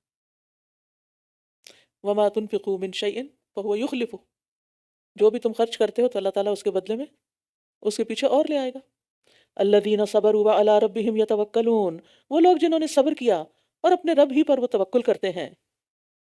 صبر اور اللہ پر توکل، یہ دو چیزیں ہوں تو ہی انسان کے اندر ہجرت کرنے کی صلاحیت پیدا ہوتی ہے، ورنہ بندہ مستقبل کے خوف سے اپنا گھر چھوڑ کر کہیں اور نہیں جاتا کہ وہاں کھاؤں گا کہاں سے اور کیا ہوگا، خوف اور اندیشوں کا شکار رہتا ہے۔ اور ہم نے آپ سے پہلے بھی مردوں کو ہی رسول بنا کر بھیجا تھا جن کی طرف ہم وحی کرتے تھے، بس اگر تم نہیں جانتے تو اہل علم سے پوچھ لو۔ اہل الذکر مراد ہے یہاں یہود و نصارہ، کیونکہ وہ اہل کتاب تھے نا۔ واضح دلائل اور صحیفوں کے ساتھ، اور ہم نے یہ ذکر آپ کی طرف اتارا ہے۔ آپ دیکھ رہے ہیں اس بارے میں بار بار ذکر کا لفظ کتاب الہی کے لیے آیا ہے، ٹھیک ہے؟ تو جب ہمیں ذکر کرنے کے لیے کہا جاتا ہے نا تو اس سے مراد صرف تسبیح وغیرہ نہیں ہوتی، قرآن پڑھنا بھی ذکر ہے، واضح دلائل اور صحیفوں کے ساتھ۔ اور ہم نے یہ ذکر آپ کی طرف اتارا ہے تاکہ آپ لوگوں کو واضح کر دیں جو ان کی طرف نازل کیا گیا ہے، اور تاکہ وہ غور و فکر کریں۔ کیا پھر جنہوں نے بری چالیں چلیں وہ اس سے بے خوف ہو گئے ہیں کہ اللہ انہیں زمین میں دھنسا دے، یا ان پر وہاں سے عذاب آ جائے جہاں سے انہیں وہم و گمان بھی نہ ہو؟ تو اگلی 3 آیات میں رسول صلی اللہ علیہ وسلم اور اہل ایمان کے خلاف سازشیں کرنے والوں کے لیے 4 قسم کا عذاب بتایا گیا ہے۔ پہلا کہ اس بات سے بے خوف ہیں کہ اللہ ان کو زمین میں دھنسا دے اور ان کا نام و نشان باقی نہ رہے۔ آپ نے دیکھا ہوگا کہ بعض جگہوں پہ جب خسف ہوتا ہے، زمین پھٹتی ہے زلزلے سے، لوگ اس میں گر جاتے ہیں، گھر کے گھر گر جاتے ہیں، اور پھر دوبارہ زلزلے کا جھٹکا آتا ہے اور وہ زمین واپس مل جاتی ہے، اور وہ اندر ان کی ڈیپ ڈاؤن قبریں بن جاتی ہیں۔ اللہ تعالیٰ ہم سب کو بچا کے رکھے۔ ایک کلپ میں نے دیکھا تھا جس میں ہائی وے پر ایسا ہی ہوا، لوگ تیز گاڑیاں دوڑا رہے تھے اور وہ گاڑیاں نیچے کھائی میں جا رہی تھیں۔ دوسرا عذاب، انہیں ایسی جگہ سے آ پکڑے جہاں سے وہ سوچتے بھی نہ ہو، جس کا کبھی ان کے دل میں خیال بھی نہ گیا ہو، گمان بھی نہ ہو۔ یا تیسرا، یا وہ ان کے چلتے پھرتے انہیں پکڑ لے تو وہ اللہ کو ہرگز عاجز کرنے والے نہیں، یعنی زندگی کی مصروفیات میں، سفر کرتے ہوئے، کہیں آتے جاتے، کام کاج کے دوران۔ اور چوتھی، او یاخذہم علی تخوف، یا وہ انہیں خوف کی حالت میں پکڑ لے، لیکن تمہارا رب یقیناً بہت شفقت کرنے والا، نہایت رحم کرنے والا ہے۔ یعنی اللہ کے لیے کسی کو پکڑنا، عذاب دینا، سزا دینا کچھ مشکل نہیں، یہ صرف اس کی ڈھیل ہے جو اس نے بندوں کو دی ہوئی ہے۔ کیا وہ اللہ کی پیدا کردہ چیزوں میں سے کسی چیز کی طرف نہیں دیکھتے کہ اس کا سایہ اللہ ہی کے لیے سجدہ کرتے ہوئے دائیں اور بائیں جھکتا ہے، اس حال میں کہ وہ سب عاجزی کا اظہار کرنے والے ہیں۔ یہاں اللہ تعالیٰ کی عظمت و کبریائی کا بیان ہے کہ ہر چیز اس کے سامنے جھکی ہوئی ہے، مطیع ہے، جمادات ہوں، حیوانات ہوں، جن و انس ہوں، ملائکہ ہوں، ہر وہ چیز جس کا سایہ ہو، سایہ بھی جھکا ہوا ہے۔ تو یہاں ان لوگوں کے لیے ایک ڈانٹ ہے جو جھکتے نہیں، جو نماز نہیں پڑھتے۔ جب ساری کائنات اللہ کی فرما برداری میں مصروف ہے، ہر سایہ تک اللہ کے آگے جھکتا ہے، تو پھر انسان کیوں نہیں جھکتا؟ اور تمام جاندار اللہ ہی کے لیے سجدہ کرتے ہیں جو آسمانوں اور زمین میں ہیں، اور فرشتے بھی، اور وہ تکبر نہیں کرتے۔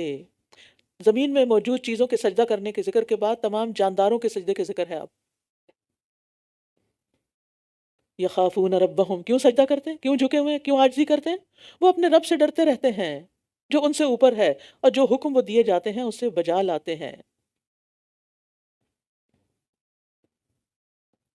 اور اللہ نے فرما دیا کہ تم 2 معبود نہ بناؤ، بے شک معبود تو صرف وہ اکیلا ہی ہے، بس تم مجھی سے ڈرو۔ یہ 2 الہ کیوں؟ یعنی جب دو نہیں بن سکتے، ایک سے دو نہیں ہو سکتے تو زیادہ کہاں سے بن سکتے ہیں؟ اس کا یہ مطلب نہیں کہ دو نہیں بناؤ تو تین بنا سکتے ہو، نہیں، دو بھی نہیں بنا سکتے، وہ ایک یا ایک سے زائد کچھ نہیں۔ اور آسمانوں اور زمین میں جو کچھ ہے سب اسی کا ہے، اور اسی کی اطاعت لازم ہے۔ کیا پھر تم اللہ کے سوا اوروں سے ڈرتے ہو؟ اور تمہارے پاس جو بھی نعمت ہے بس وہ اللہ ہی کی طرف سے ہے۔ وَمَا بِكُم مِّن نِّعْمَةٍ فَمِنَ اللَّهِ، پھر جب تمہیں کوئی تکلیف پہنچتی ہے تو اسی سے تم فریاد کرتے ہو۔ یا نعمت نکرہ ہے، یعنی تمہارا وجود، ہر چیز آ جاتی ہے اس میں، تمہارا وجود، صحت، عافیت، مال، اولاد، چھوٹی بڑی کوئی بھی نعمت۔ وجود تو ایک وجود ہے نا، وجود کے اندر بے شمار نعمتیں ہیں پھر۔ اسی طرح کوئی چیز ہم کھاتے ہیں تو وہ کھانے سے پیٹ تو بھرتا ہے، اس کے ساتھ غذائیت والی بے شمار ضروریات ہماری پوری ہوتی ہیں۔ پھر جب تم سے وہ تکلیف ہٹا دیتا ہے تو یکا یک تم میں سے کچھ لوگ اپنے رب کے ساتھ شریک ٹھہرانے لگتے ہیں تاکہ یہ اس کی ناشکری کریں جو ہم نے انہیں دیا ہے، سو تم فائدے اٹھا لو، پس ان قریب تم جان لو گے۔ انسان بڑا ہی ناشکرا ہے، نعمتیں پا کر پھر اپنے رب کو بھول جاتا ہے، شکر نہیں کرتا اور شرکت کرنے لگتا ہے۔ اور جو رزق ہم نے انہیں عطا کیا ہے اس میں سے یہ ان بتوں کے لیے ایک حصہ مقرر کرتے ہیں جنہیں یہ جانتے بھی نہیں۔ اللہ کی قسم تم ضرور ہی سوال کیے جاؤ گے اس کے بارے میں جو تم کھڑا کرتے تھے۔ کچھ نہیں I'm fasting۔ وَيَجْعَلُونَ لِلَّهِ الْبَنَاتِ سُبْحَانَهُ وَلَهُم مَّا يَشْتَهُونَ، اور یہ اللہ کے لیے بیٹیاں تجویز کرتے ہیں، پاک ہے وہ، اور اپنے لیے وہ جس کی یہ خواہش رکھتے ہیں۔ یعنی اپنے لیے تو بیٹیاں پسند نہیں کرتے، اور اللہ کے لیے اگر اولاد بنائی بھی جو کہ ہے نہیں تو وہ بھی بیٹیاں۔ عرب کے بعض قبیلے جو تھے وہ فرشتوں کی عبادت کرتے تھے اور فرشتوں کو اللہ کی بیٹیاں کہا کرتے تھے، اور یہ ظلم پر ظلم ہے۔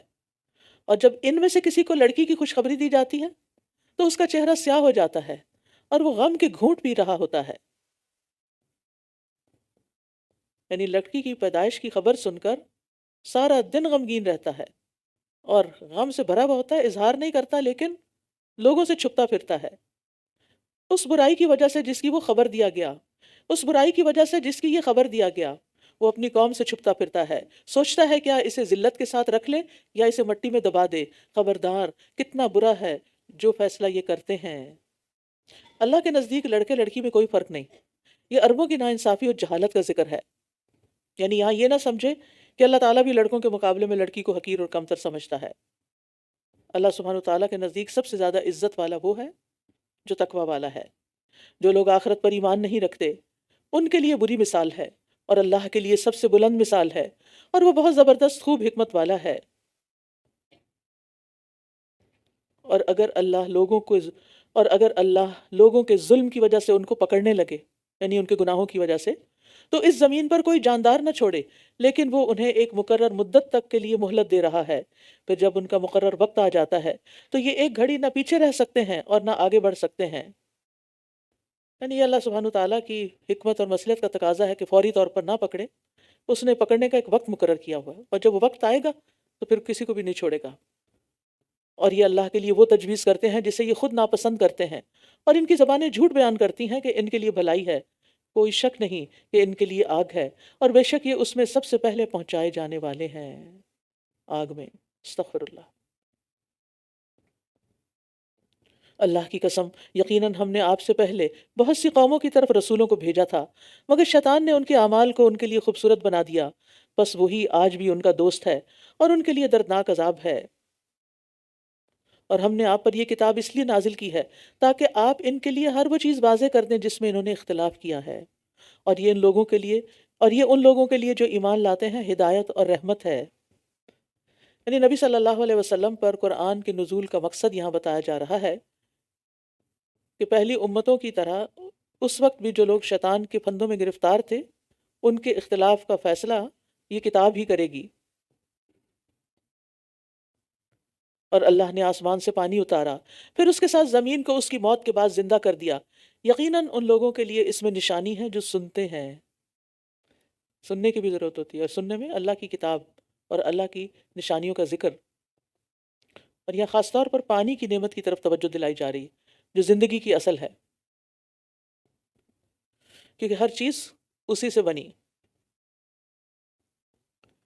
اور بے شک تمہارے لیے مویشی جانوروں میں بھی بڑی عبرت ہے، یعنی سبق ہے، ہم تمہیں اس میں سے جو ان کے پیٹوں میں ہے گوبر اور خون کے درمیان سے خالص دودھ پلاتے ہیں جو پینے والوں کے لیے خوشگوار ہے، یعنی دودھ اللہ کی عظیم نعمت اور نشانی ہے۔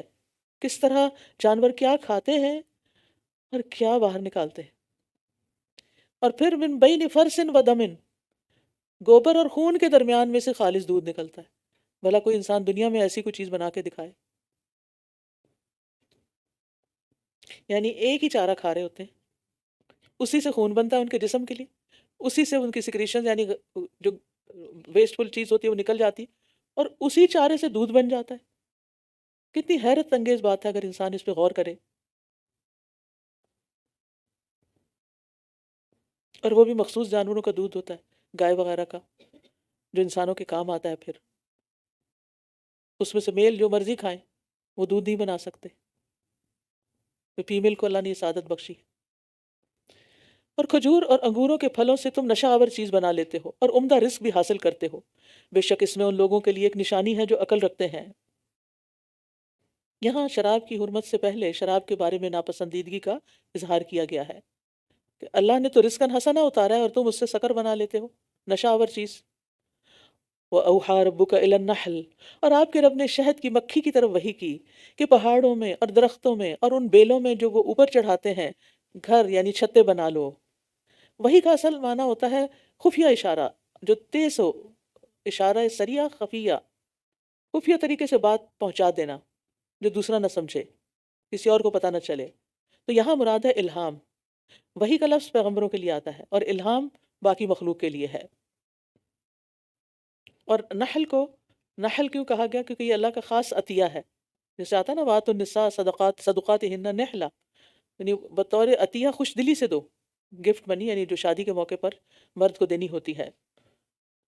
تو اللہ تعالیٰ نے ہر مخلوق کی فطرت میں ہی الہام رکھا ہوا ہے، یعنی ایک تو وحی الہی سے ہمیں ہدایت ملتی ہے، دوسرے اللہ نے ہمارے اندر بھی جو فطرت اگر مسخ نہیں ہوگی تو اندر سے بھی کچھ آوازیں اٹھتی، ہماری تھاٹ پروسیس ایسی ہوتی ہے۔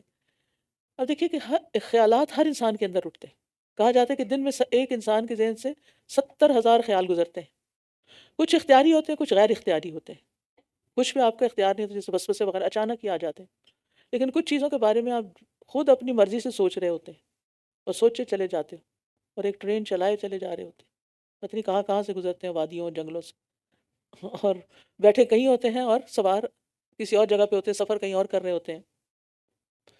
تو بہرحال کہنے کا مطلب یہ ہے کہ ہر نفس کے اندر اللہ نے الہام رکھا ہوا ہے جو اس کی صحیح چیز کی طرف رہنمائی کرتا ہے اگر وہ صحیح ماحول میں ہو۔ آپ دیکھیں کہ انسانوں کو تو اللہ نے فطرت کے اندر بھی الہام دیا اور اس کے ساتھ وحی الہی بھی دی، اس کے باوجود وہ اختیار کی وجہ سے غلط کام کرتے ہیں، لیکن باقی ساری مخلوق فطری ہدایت کی پابند ہے۔ مثلا جانوروں کو دیکھ لیں، جب ان کا پیٹ بھر جائے تو ایک لقمہ بھی ایکسٹرا نہیں لیں گے۔ ہمارا پیٹ بھرا ہوا بھی ہو اور اگر کوئی آفر کرے کوئی چیز، ہاں یہ تو مجھے بہت پسند، وہ بھی کھا لیں گے، اتنے میں کوئی اور کچھ لے کے آ جائے گا وہ بھی کھا لیں گے۔ نہ فطرت سے سبق نہ سنت سے سبق۔ آپ دیکھیے کہ گدھا جسے سب سے زیادہ کن ذہن سمجھا جاتا ہے، فطری ہدایت کے تحت بچے کو بھی سوار کر لیتا ہے، اور پانی کا نالا آنے پر ٹھہر کر اندازہ کرتا ہے، اگر پار کر سکتا ہو تو چھلانگ لگاتا ہے ورنہ نہیں لگاتا، ادھر ہی ٹھہرا رہتا ہے۔ لیکن انسان فطرت کا پابند نہیں ہوتا اور بہت دفعہ دھوکا کھا جاتا ہے، غلطی کرتا ہے۔ شہد کی مکھی کو الہام کیا، پھر کہا پھر ہر طرح کے پھلوں میں سے کھاؤ، پھر اپنے رب کے ہموار راستوں پر چلتی رہو، چلتی رہو، چلتی رہو، فسلکی سبل ربک ذللا۔ اس کی ایک پینٹنگ میں نے اپنے کمرے میں لگائی ہوئی تھی پاکستان میں، یہ مجھے آیت بہت ہمت دلاتی تھی کہ رب کے راستے پہ اگر نکلے ہیں تو پھر چلتی رہو، رکنا نہیں، استقامت اختیار کرو۔ فسلکی سبل ربک ذللا، رب کے ہموار راستوں پر چلتی رہو۔ ان کے پیٹوں سے ایسا شربت نکلتا ہے جس کے مختلف رنگ ہیں، اس میں لوگوں کے لیے شفا ہے، بے شک جو لوگ غور و فکر کرتے ہیں ان کے لیے یقیناً اس میں ایک نشانی ہے۔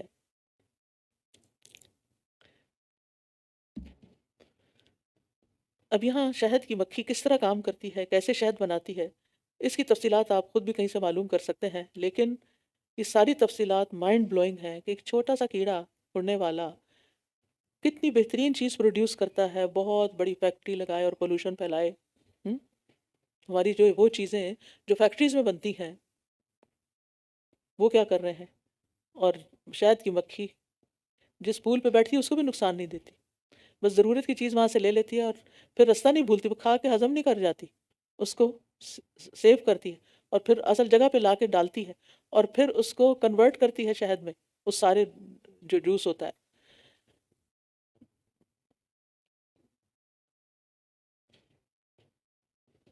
اور یہاں پر شراب کا لفظ آیا مشروب کے معنوں میں، یعنی شہد اصل میں پینے کی چیز ہے، ٹھیک ہے، چاہے ویسے پی لیں، چاہے گول کے پی لیں، دودھ میں، پانی میں، جوس میں، ڈرنک میں، چائے میں، جس مرضی میں۔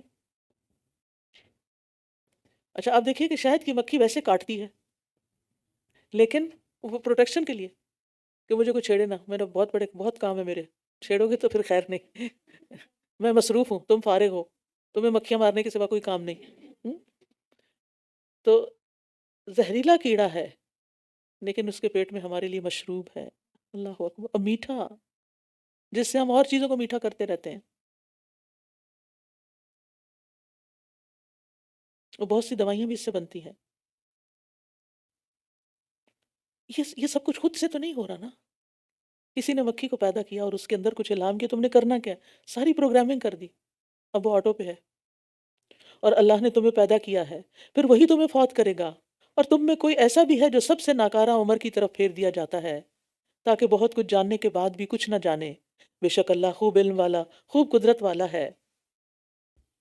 یہاں انسان کی زندگی کے مختلف مراحل بتائے گئے ہیں۔ نبی صلی اللہ علیہ وسلم ارذل العمر سے پناہ مانگتے تھے، جس میں انسان کچھ جانتا نہیں وہ کیا کہاں ہے۔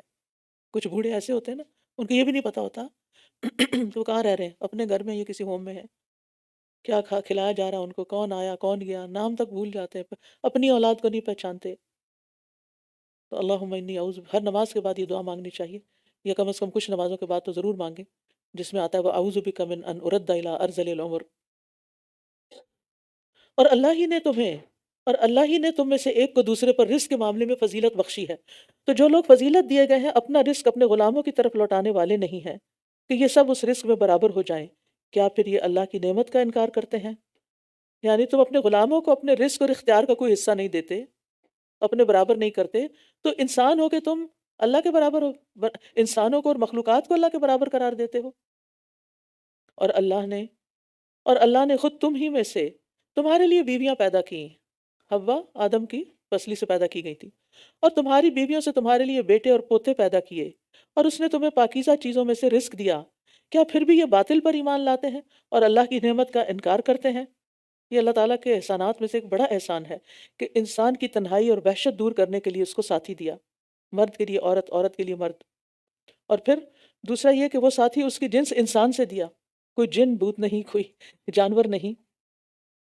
آدم علیہ السلام کو جنت میں رہنے کے باوجود سکون تبھی حاصل ہوا جب انہیں اپنی جنس سے بیوی ملی، حالانکہ فرشتوں کو بھی انہوں نے دیکھا تھا، لیکن فرشتے تو فرشتے ہیں اور انسان انسان ہے۔ اور ویسے بھی آپ دیکھیں کہ انسان انسانوں سے ہی مانوس ہوتے ہیں، اور یہ اللہ کے سوا ان کی عبادت کرتے ہیں جو ان کو آسمانوں اور زمین میں سے رزق دینے میں کسی بھی چیز کے مالک نہیں ہیں، اور نہ ہی یہ استطاعت رکھتے ہیں، یعنی دے ہی نہیں سکتے۔ فَلَا تَضْرِبُوا لِلَّهِ الْأَمْثَالِ، بس تم اللہ کے لیے مثالیں بیان نہ کرو، بے شک اللہ جانتا ہے اور تم نہیں جانتے۔ یعنی بعض لوگ کہتے ہیں نا کہ جس طرح بادشاہوں کے وزیر ہوتے ہیں اور ان کے تھرو بادشاہ تک جاتے ہیں، تو اسی طرح ہم نے بھی یہ بزرگ اس لیے بنائے ہوئے ہیں کہ ان کے تھرو ہم اللہ تک جاتے ہیں۔ تو دنیا کے بادشاہوں اور اللہ تعالیٰ میں بہت بڑا فرق ہے۔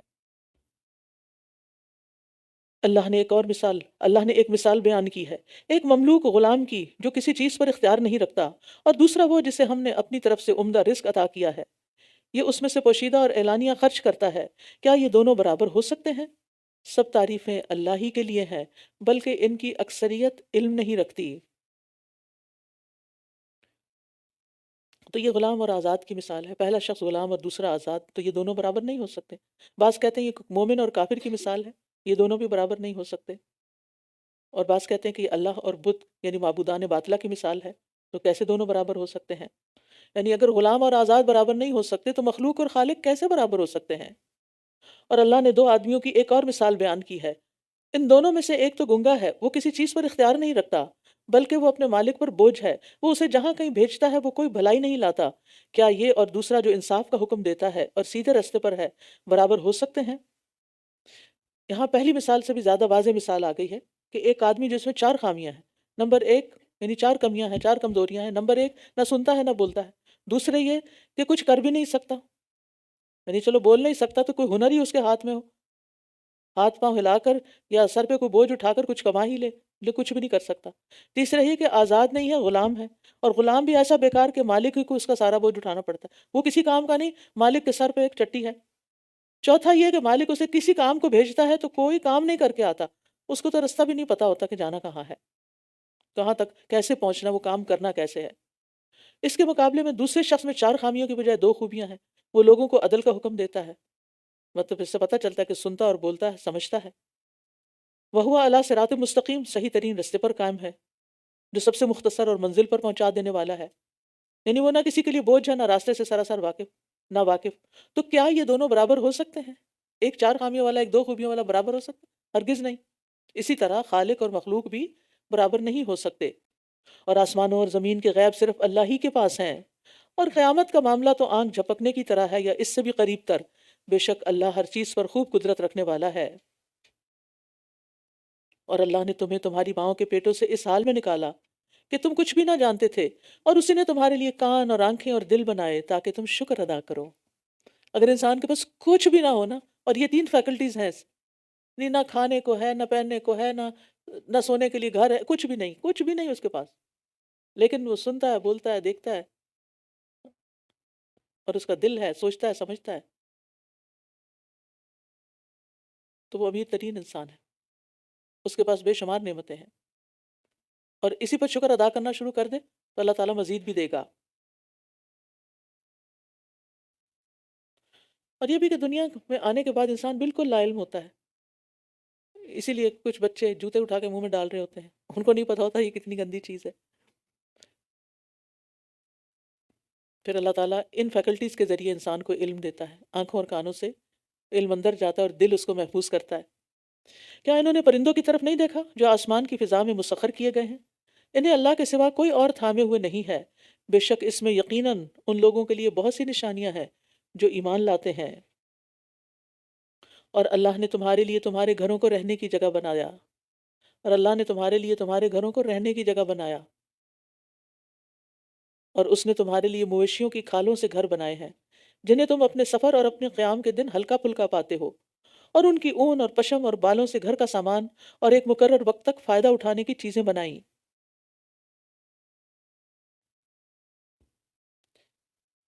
یہاں گھر کی تعریف کی جا رہی ہے، یعنی رہائش سے متعلق اللہ کی نعمتیں ہیں، اور گھروں کی ایک حرمت بھی ہوتی ہے، ایک پرائیویسی بھی ہوتی ہے، اسی لیے بلا اجازت کسی کے گھر میں داخل ہونے اور حتیٰ کہ جھانکنے سے بھی منع کیا گیا، اور تجسس سے بھی۔ اور پھر چمڑے کے خیموں کو بھی گھر بتایا جو سفر میں آسانی کے ساتھ ساتھ چلتے ہیں، اور جہاں ضرورت پڑتی ہے ان کو تان کے دھوپ بارش گرمی سے بچتے ہیں لوگ۔ اور اللہ نے ان چیزوں میں سے جو اس نے پیدا کی تمہارے لیے سائے بنائے، جیسے گھر ایک چھت ہے نا، سایہ ہے، تو ایسے ہی اور چیزوں کے بھی سائے ہیں۔ اور اس نے تمہارے لیے پہاڑوں میں چھپنے کی جگہ بنائی، اور تمہارے لیے کرتے بنائے جو تمہیں گرمی سے بچاتے ہیں، اور ایسے کرتے یعنی زرہیں بھی جو تمہیں تمہاری جنگ میں بچاتے ہیں۔ اسی طرح وہ تم پر اپنی نعمت پوری کرتا ہے تاکہ تم فرما بردار بن جاؤ، سر تسلیم خم کر دو۔ اب یہاں گھر سے باہر کی نعمتوں کا ذکر کیا گیا ہے۔ وَإِن تَوَلَّوْا فَإِنَّمَا عَلَيْكَ الْبَلَاغُ فَإِنَّمَا عَلَيْكَ الْبَلَاغُ الْمُبِينُ، پھر اگر یہ منہ موڑ جائیں تو بے شک آپ کے ذمہ واضح پیغام پہنچا دینا ہے۔ ایمان کی توفیق دینا یا نہ دینا یہ اللہ کے ہاتھ میں ہے۔ یعرفون نعمت اللہ ثم ینکرونہا واکثرہم الکافرون، یہ اللہ کی نعمت کو پہچانتے ہیں پھر اس کا انکار کر دیتے ہیں، اور ان میں سے اکثر لوگ ناشکرے ہیں۔ یعنی جب عملی شکر گزاری کا وقت آتا ہے تو انکار کر دیتے ہیں، دل زبان سے کہتے رہتے ہیں ہم شکر گزار ہیں، ہم بہت گریٹفل ہیں، لیکن اگر اللہ کے گریٹفل ہیں تو پھر اللہ کی مرضی کے مطابق زندگی ڈالنی ہوگی۔ اور جس دن ہم ہر امت میں سے ایک گواہ کھڑا کریں گے، پھر جن لوگوں نے کفر کیا انہیں معذرت کرنے کی اجازت نہ دی جائے گی، اور نہ ان سے ناراضگی دور کرنے کا مطالبہ کیا جائے گا۔ یہ گواہ کون ہوں گے؟ قیامت کے دن ہر امت کا پیغمبر اللہ کے سامنے کھڑا ہوگا اور ان تک حق پہنچا دینے کی گواہی دے گا، اور ساتھ ہی یہ بھی بتایا گیا کہ قوم نے مانا تھا یا نہیں۔ اور پیغمبروں کی وفات کے بعد جن لوگوں نے حق پہنچایا وہ یہ شہادت دیں گے کہ ہم نے پیغام پہنچا دیا تھا، اسی لیے کہتے ہیں وما علینا الا البلاغ۔ اور جن لوگوں نے ظلم کیا، جب وہ عذاب دیکھ لیں گے تو نہ وہ ان سے ہلکا کیا جائے گا اور نہ انہیں مہلت دی جائے گی۔ ظلم کرنے والوں سے مراد یہاں مشرکین ہے، کیونکہ جو موحدین ہوں گے گناہوں کی سزا پا کر جہنم سے نکل آئیں گے، یا شفاعت سے یا محض اللہ کی رحمت سے، لیکن جو مجرمین ہیں ان کا عذاب ہلکا نہ کیا جائے گا، کوئی بیچ میں وقفہ نہیں ہوگا، کوئی ہالیڈے نہیں ہوگی، کچھ نہیں، مسلسل عذاب، بلکہ وہ بڑھتا ہی جائے گا۔ اور وہ لوگ جنہوں نے شرک کیا جب اپنے شریکوں کو دیکھ لیں گے تو کہیں گے اے ہمارے رب، یہی ہے ہمارے وہ شریک جنہیں ہم تیرے سوا پکارا کرتے تھے، تو وہ انہیں جواب دیں گے کہ بے شک تم ہی جھوٹے ہو، اور اس دن وہ سب اللہ کی طرف فرما برداری پیش کریں گے، اور ان سے وہ سب جھوٹ گم ہو جائیں گے جو وہ گھڑا کرتے تھے۔ یعنی جب مشرکوں کے سب بہانے ختم ہو جائیں گے تو وہ اللہ کے سامنے فرما بردار ہو جائیں گے، جھک جائیں گے، لیکن اس وقت کوئی فائدہ نہ ہوگا۔ تو یہاں مشرکین کے ساتھ مختلف مراحل میں مختلف معاملہ کرنے کی بات ہو رہی ہے، کیونکہ قیامت کا دن 50,000 سال کا ہے، تو کبھی ان کے ساتھ کچھ ہو رہا ہوگا، کبھی کچھ۔ وہ لوگ جنہوں نے کفر کیا اور لوگوں کو اللہ کے راستے سے روکا تھا، وہ لوگ جنہوں نے کفر کیا اور لوگوں کو اللہ کے راستے سے روکا، ہم انہیں عذاب پر عذاب بڑھا کر دیں گے اس فساد کے بدلے جو یہ کیا کرتے تھے۔ یعنی کفار پر دوہرا عذاب ہوگا، کیونکہ وہ دوہرے مجرم ہوں گے، ایک تو لوگوں کو اللہ کے راستے روکنے سے، اور پھر دوسرے خود رکنے کی وجہ سے۔ اور اہل جہنم کے لیے عذاب کے کئی درجے ہیں نا، کئی گڑھے ہیں۔ اور جس دن ہم ہر امت میں سے انہی میں سے ایک گواہ ان پر اٹھا کھڑا کریں گے، اور ہم آپ کو ان لوگوں پر گواہ بنا کر لائیں گے، اور ہم نے آپ پر ہر چیز کو کھول کر بیان کرنے والی کتاب نازل کی ہے، اور فرمانبرداروں کے لیے ہدایت اور رحمت اور خوشخبری ہے۔ ان اللہ یأمر بالعدل والاحسان وایتاء ذی القربى وینہی عن الفحشاء والمنکر والبغی یعظکم لعلکم تذکرون۔ بے شک اللہ تمہیں عدل اور احسان کرنے اور قرابت داروں کو دینے کا حکم دیتا ہے، اور بے حیائی، برائی اور زیادتی کرنے سے روکتا ہے، وہ تمہیں نصیحت کرتا ہے تاکہ تم یاد رکھو۔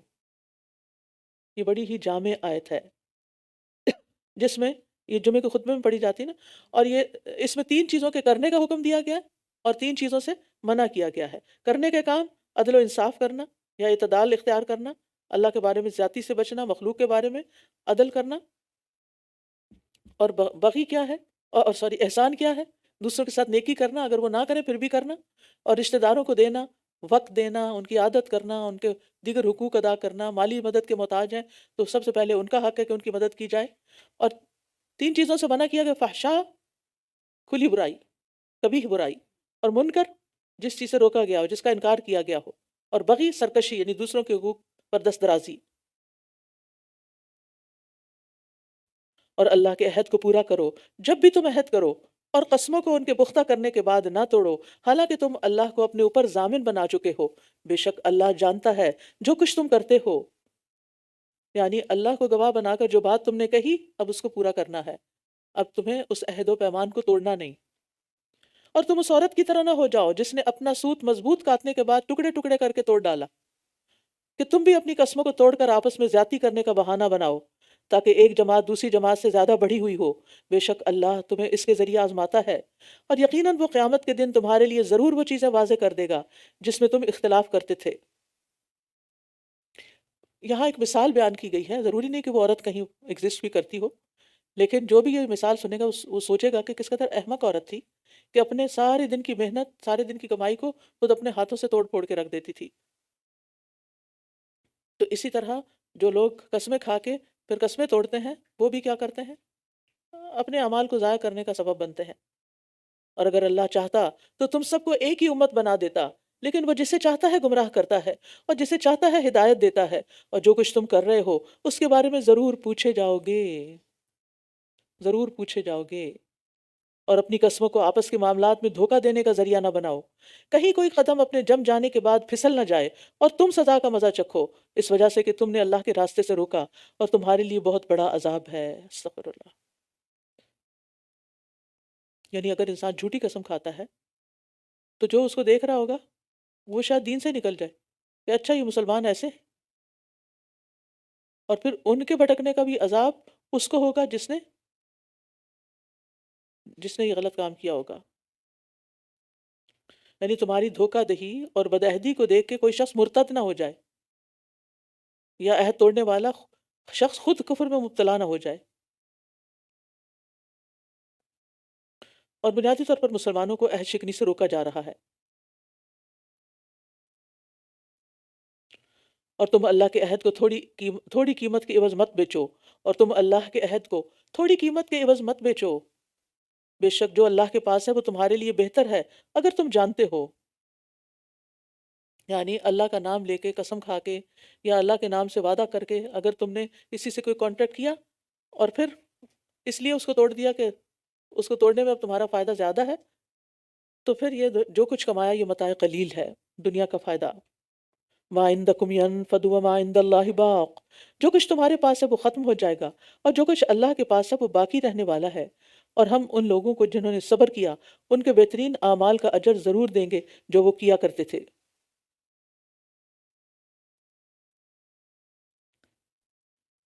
ہم نے کبھی سوچا کہ ہمارے پاس کیا کیا ہے؟ گن سکتے ہیں ساری چیزوں کو جس کے آپ مالک؟ نہیں نا. اس کے لیے بڑا وقت چاہیے.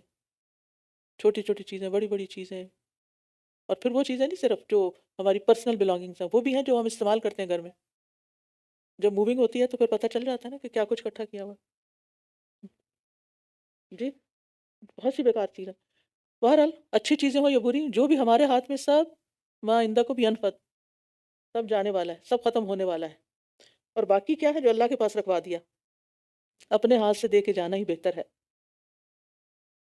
اور جو صبر کریں گے ان کے لیے پھر ان کے اعمال کی بہترین جزا ہے. تو یہاں اللہ نے قسم کھا کر صبر کرنے والوں کو جزا دینے کا وعدہ کیا ہے. واو قسمیہ ہے. جو کوئی نیک عمل کرے، خواہ وہ مرد ہو یا عورت، اس حال میں کہ وہ مومن ہو، ایمان شرط ہے، تو ہم ضرور اسے پاکیزہ زندگی عطا کریں گے، اور ہم انہیں ان کے بہترین اعمال کے مطابق ان کا اجر ضرور عطا کریں گے جو وہ کیا کرتے تھے. یہاں پر آپ دیکھیں مرد اور عورت دونوں کا ذکر کیا گیا ہے، صرف مردوں کا نہیں، تاکہ عورتیں اپنے آپ کو کمتر یا محروم نہ سمجھیں، یا کوئی اور انہیں ایسا نہ سمجھے. اسلام کے علاوہ یہ عزت کسی اور کو نہیں، یعنی اسلام کے علاوہ کہیں عورت کو یہ عزت نہیں ملی. اور حیات طیبہ سے مراد پاکیزہ روزی، سچی عزت، سکون اور اطمینان، دل کا غنی ہونا، اللہ کی محبت، ایمان کی لذت، سبھی چیزیں اس میں آ جاتی ہیں جو انسان کو ایمان اور عمل صالح کی بدولت نصیب ہوتی ہیں. اور پھر دنیا کے ساتھ ساتھ آخرت کی زندگی کا سکون بھی ہے.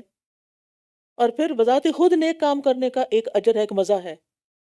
یعنی نیک کام کر کے انسان کو جو خوشی حاصل ہوتی ہے وہ برا کام کر کے ہرگز نہیں ہوتی.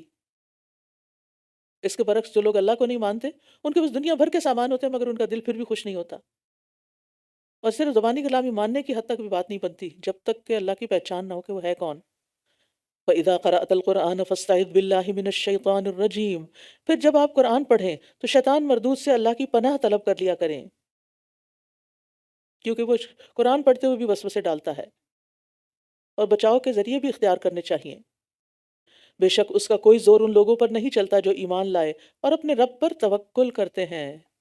ایمان اور توکل کے ساتھ، ایمان اور توکل اگر انسان کے اندر ہو تو شیطان غالب نہیں آ سکتا. ان عبادی لیس لک علیہم سلطان الا من اتبعک من الغاوین. تو شیطان جو ہے وہ ایمان والوں کو گمراہ کرنے کی کوشش سے باز نہیں آتا، اور بعض لوگ وقتی طور پہ متاثر بھی ہو جاتے ہیں مگر اللہ کے ڈر سے پھر واپس پلٹ آتے ہیں.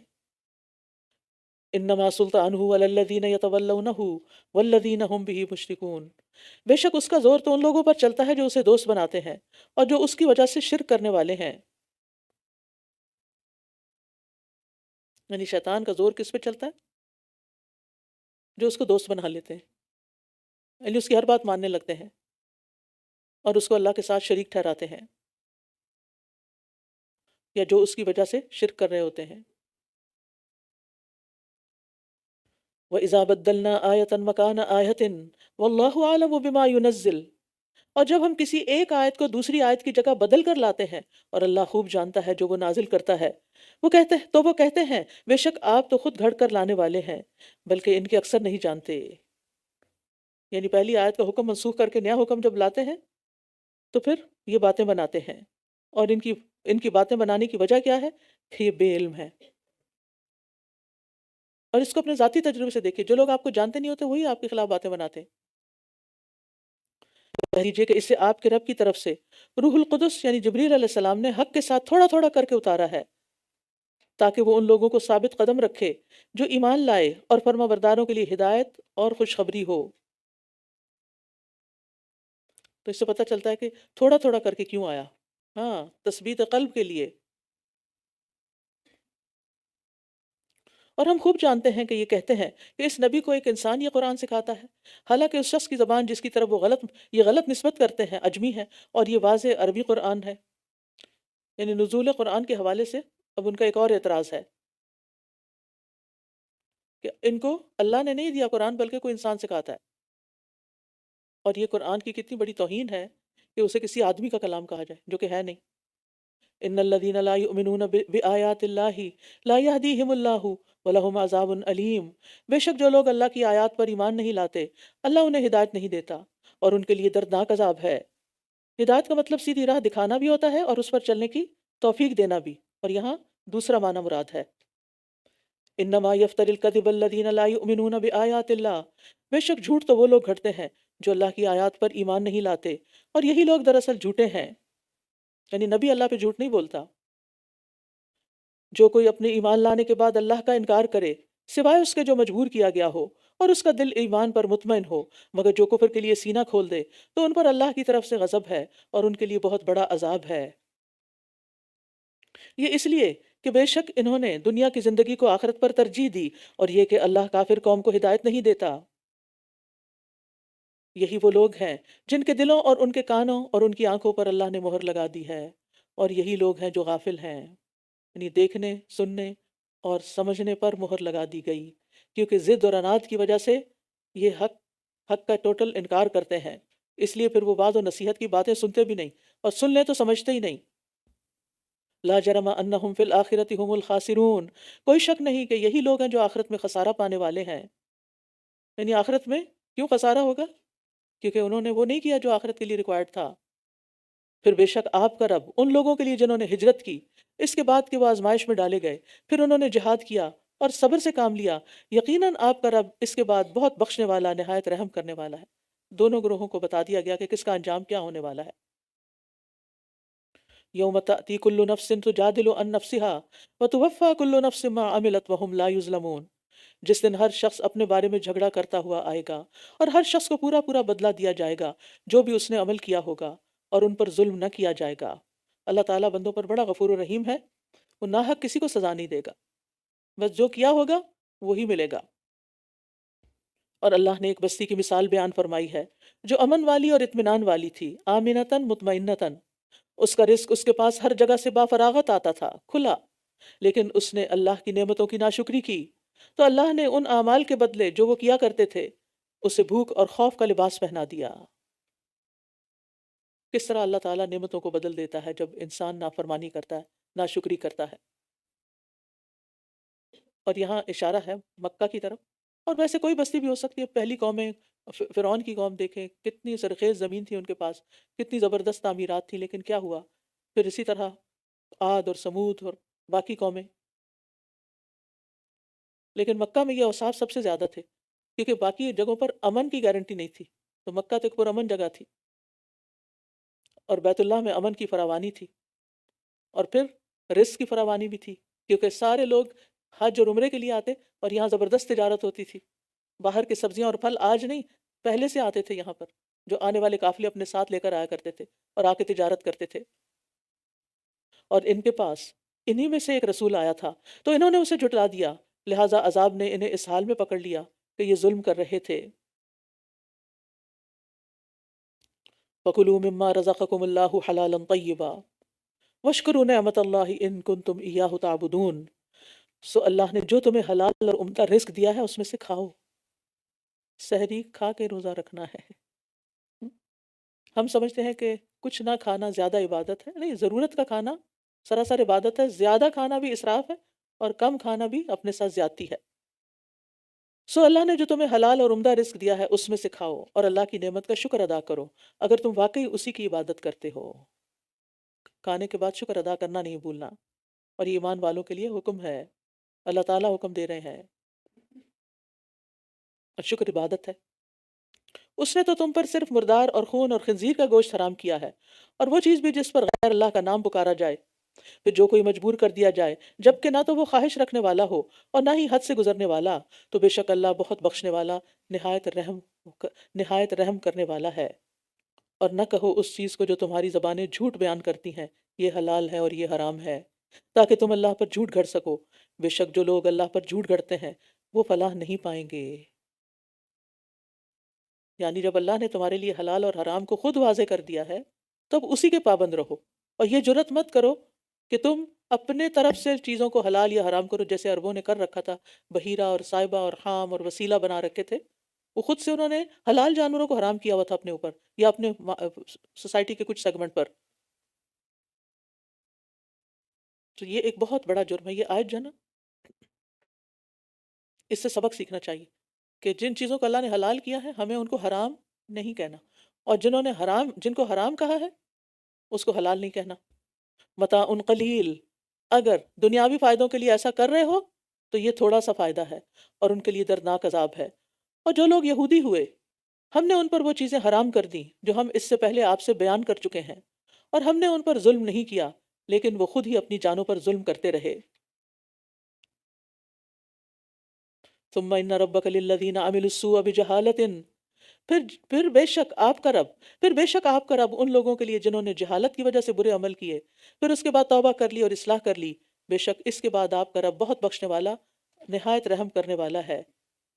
یہاں اللہ کی طرف سے بخشش اور رحمت کی نوید ہے، خوشخبری ہے ان سب لوگوں کو جو کسی بھی دین پر ہوں لیکن توبہ کے بعد اصلاح کر لیں اپنی۔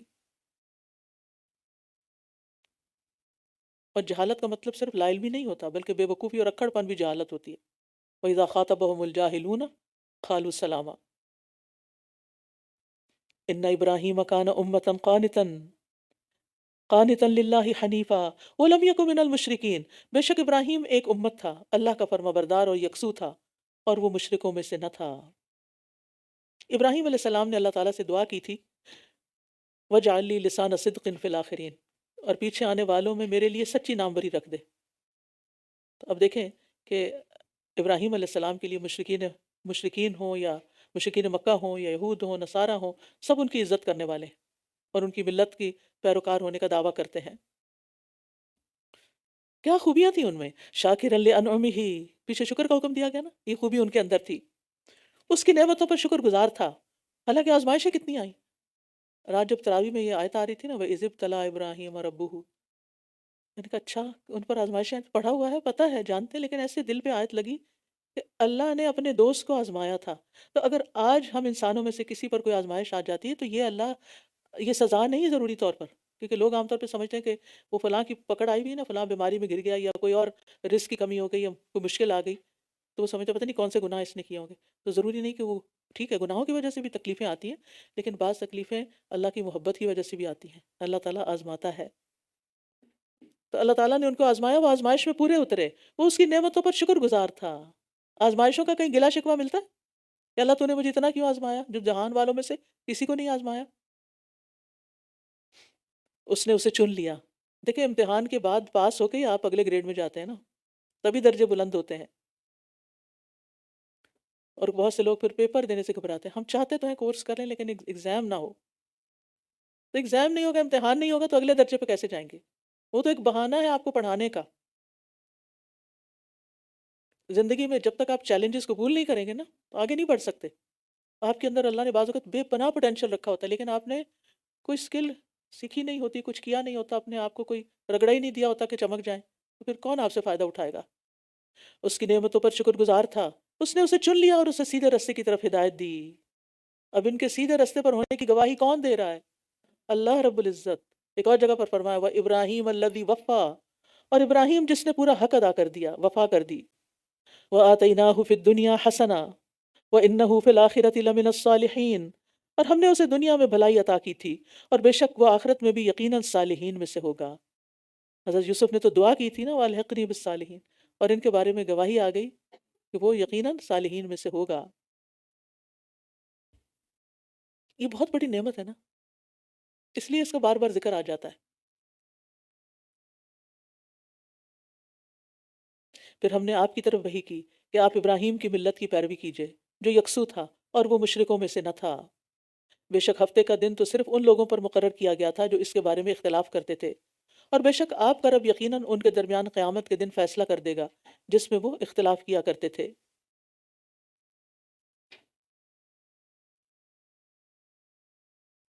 یعنی اختلاف کا مطلب یہ ہے کہ موسیٰ علیہ السلام نے ان پر جمعے کے دن کی تعظیم واجب کی تھی، مگر انہوں نے اختلاف کر کے ہفتے کا دن مقرر کر لیا اور پھر اس کی بھی پاسداری نہیں کی۔ ادع الى سبیل ربک بالحکمت والموعظۃ الحسنہ وجادلہم باللتی ہی احسن ان ربک هو اعلم بمن ضل عن سبیلہ وهو اعلم بالمہتدین۔ اپنے رب کے راستے کی طرف حکمت اور عمدہ نصیحت کے ساتھ دعوت دیجیے اور ان سے اس طریقے پر بحث کیجیے جو بہترین ہو، بے شک آپ کا رب خوب جانتا ہے اس کو جو اس کی راہ سے بھٹک گیا، اور ان کو بھی وہ خوب جانتا ہے جو ہدایت پانے والے ہیں۔ تو ہم پر کیا لازم ہے کہ اللہ کی طرف کسی کو بلائیں، دین کی دعوت دیں تو کیا کریں؟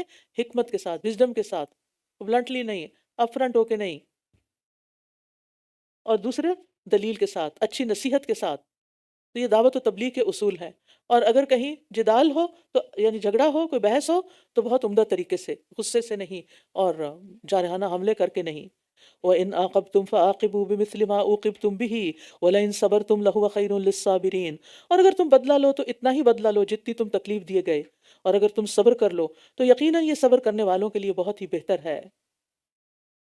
وَاصْبِرْ وَمَا صَبْرُكَ إِلَّا بِاللَّهِ وَلَا تَحْزَنْ عَلَيْهِمْ وَلَا تَكُ فِي ضَيْقٍ مِّمَّا يَمْكُرُونَ، اور صبر کیجئے اور آپ کا صبر اللہ ہی کی توفیق سے ہے، صبر کی بھی توفیق اللہ ہی دیتا ہے، اور آپ ان پر غم نہ کیجئے اور نہ کسی گھٹن میں مبتلا ہوں اس سے جو چالیں یہ چل رہے ہیں۔ آخر میں پھر صبر کرنے کا حکم آیا ہے، اور صبر کر لینے میں انسان کا اپنا کوئی کمال نہیں بلکہ صبر اللہ ہی عطا کرتا ہے۔ تو جس کو صبر کی دولت مل گئی وہ بڑا ہی خوش قسمت ہے۔ اور اللہ تعالیٰ کب صبر عطا کرتا ہے؟ جب انسان اللہ کے آگے عاجزی اختیار کرتا ہے اور اس سے دعا کرتا ہے۔ اور نبی صلی اللہ علیہ وسلم کو تسلی دی جا رہی کہ آپ اپنی قوم کے ایمان نہ لانے پر غم نہ کریں، کیونکہ آپ اتنا اپنے آپ کو غمگین کرتے تھے کہ فرمایا کہ شاید آپ اپنی جان گھلا دیں۔ آپ فکر نہیں کریں، ان اللہ مع الذین اتقوا والذین هم محسنون، بے شک اللہ ان لوگوں کے ساتھ ہے جو تقوی اختیار کرتے ہیں اور وہ لوگ جو نیکی کرنے والے ہیں۔ لہٰذا نبی صلی اللہ علیہ وسلم بھی تقوی اور احسان کے مقام پر فائز ہیں، اس لیے اللہ کی مدد آپ کے ساتھ ہے۔ یہ ایک میسج ہے جو آپ کو دیا گیا ہو، اور جس کے ساتھ اللہ ہو اس کا غم سے کیا تعلق؟ جب غم کا دورہ پڑنے لگے نا یا کوئی پریشانی کا، تو کہا کریں اللہ ہے نا، اللہ تو ہے، تیرے ہوتے ہوئے میں کمزور پڑ جاؤں، تیرے ہوتے ہوئے میں ہار جاؤں، ایسا نہیں ہو سکتا، بس مجھے تیری مدد چاہیے۔ اور اللہ تعالیٰ کس کے ساتھ ہے؟ ہر متقی کے ساتھ، ہر محسن کے ساتھ۔ تو صبر، تقوی اور احسان کا سبق یاد رکھیں، اللہ کی مدد آتی رہے گی۔ جزاکم اللہ خیرا، سبحانک اللہم و بحمدک، اشہد ان لا الہ الا انت، استغفرک و اتوب الیک۔ السلام علیکم ورحمۃ اللہ وبرکاتہ۔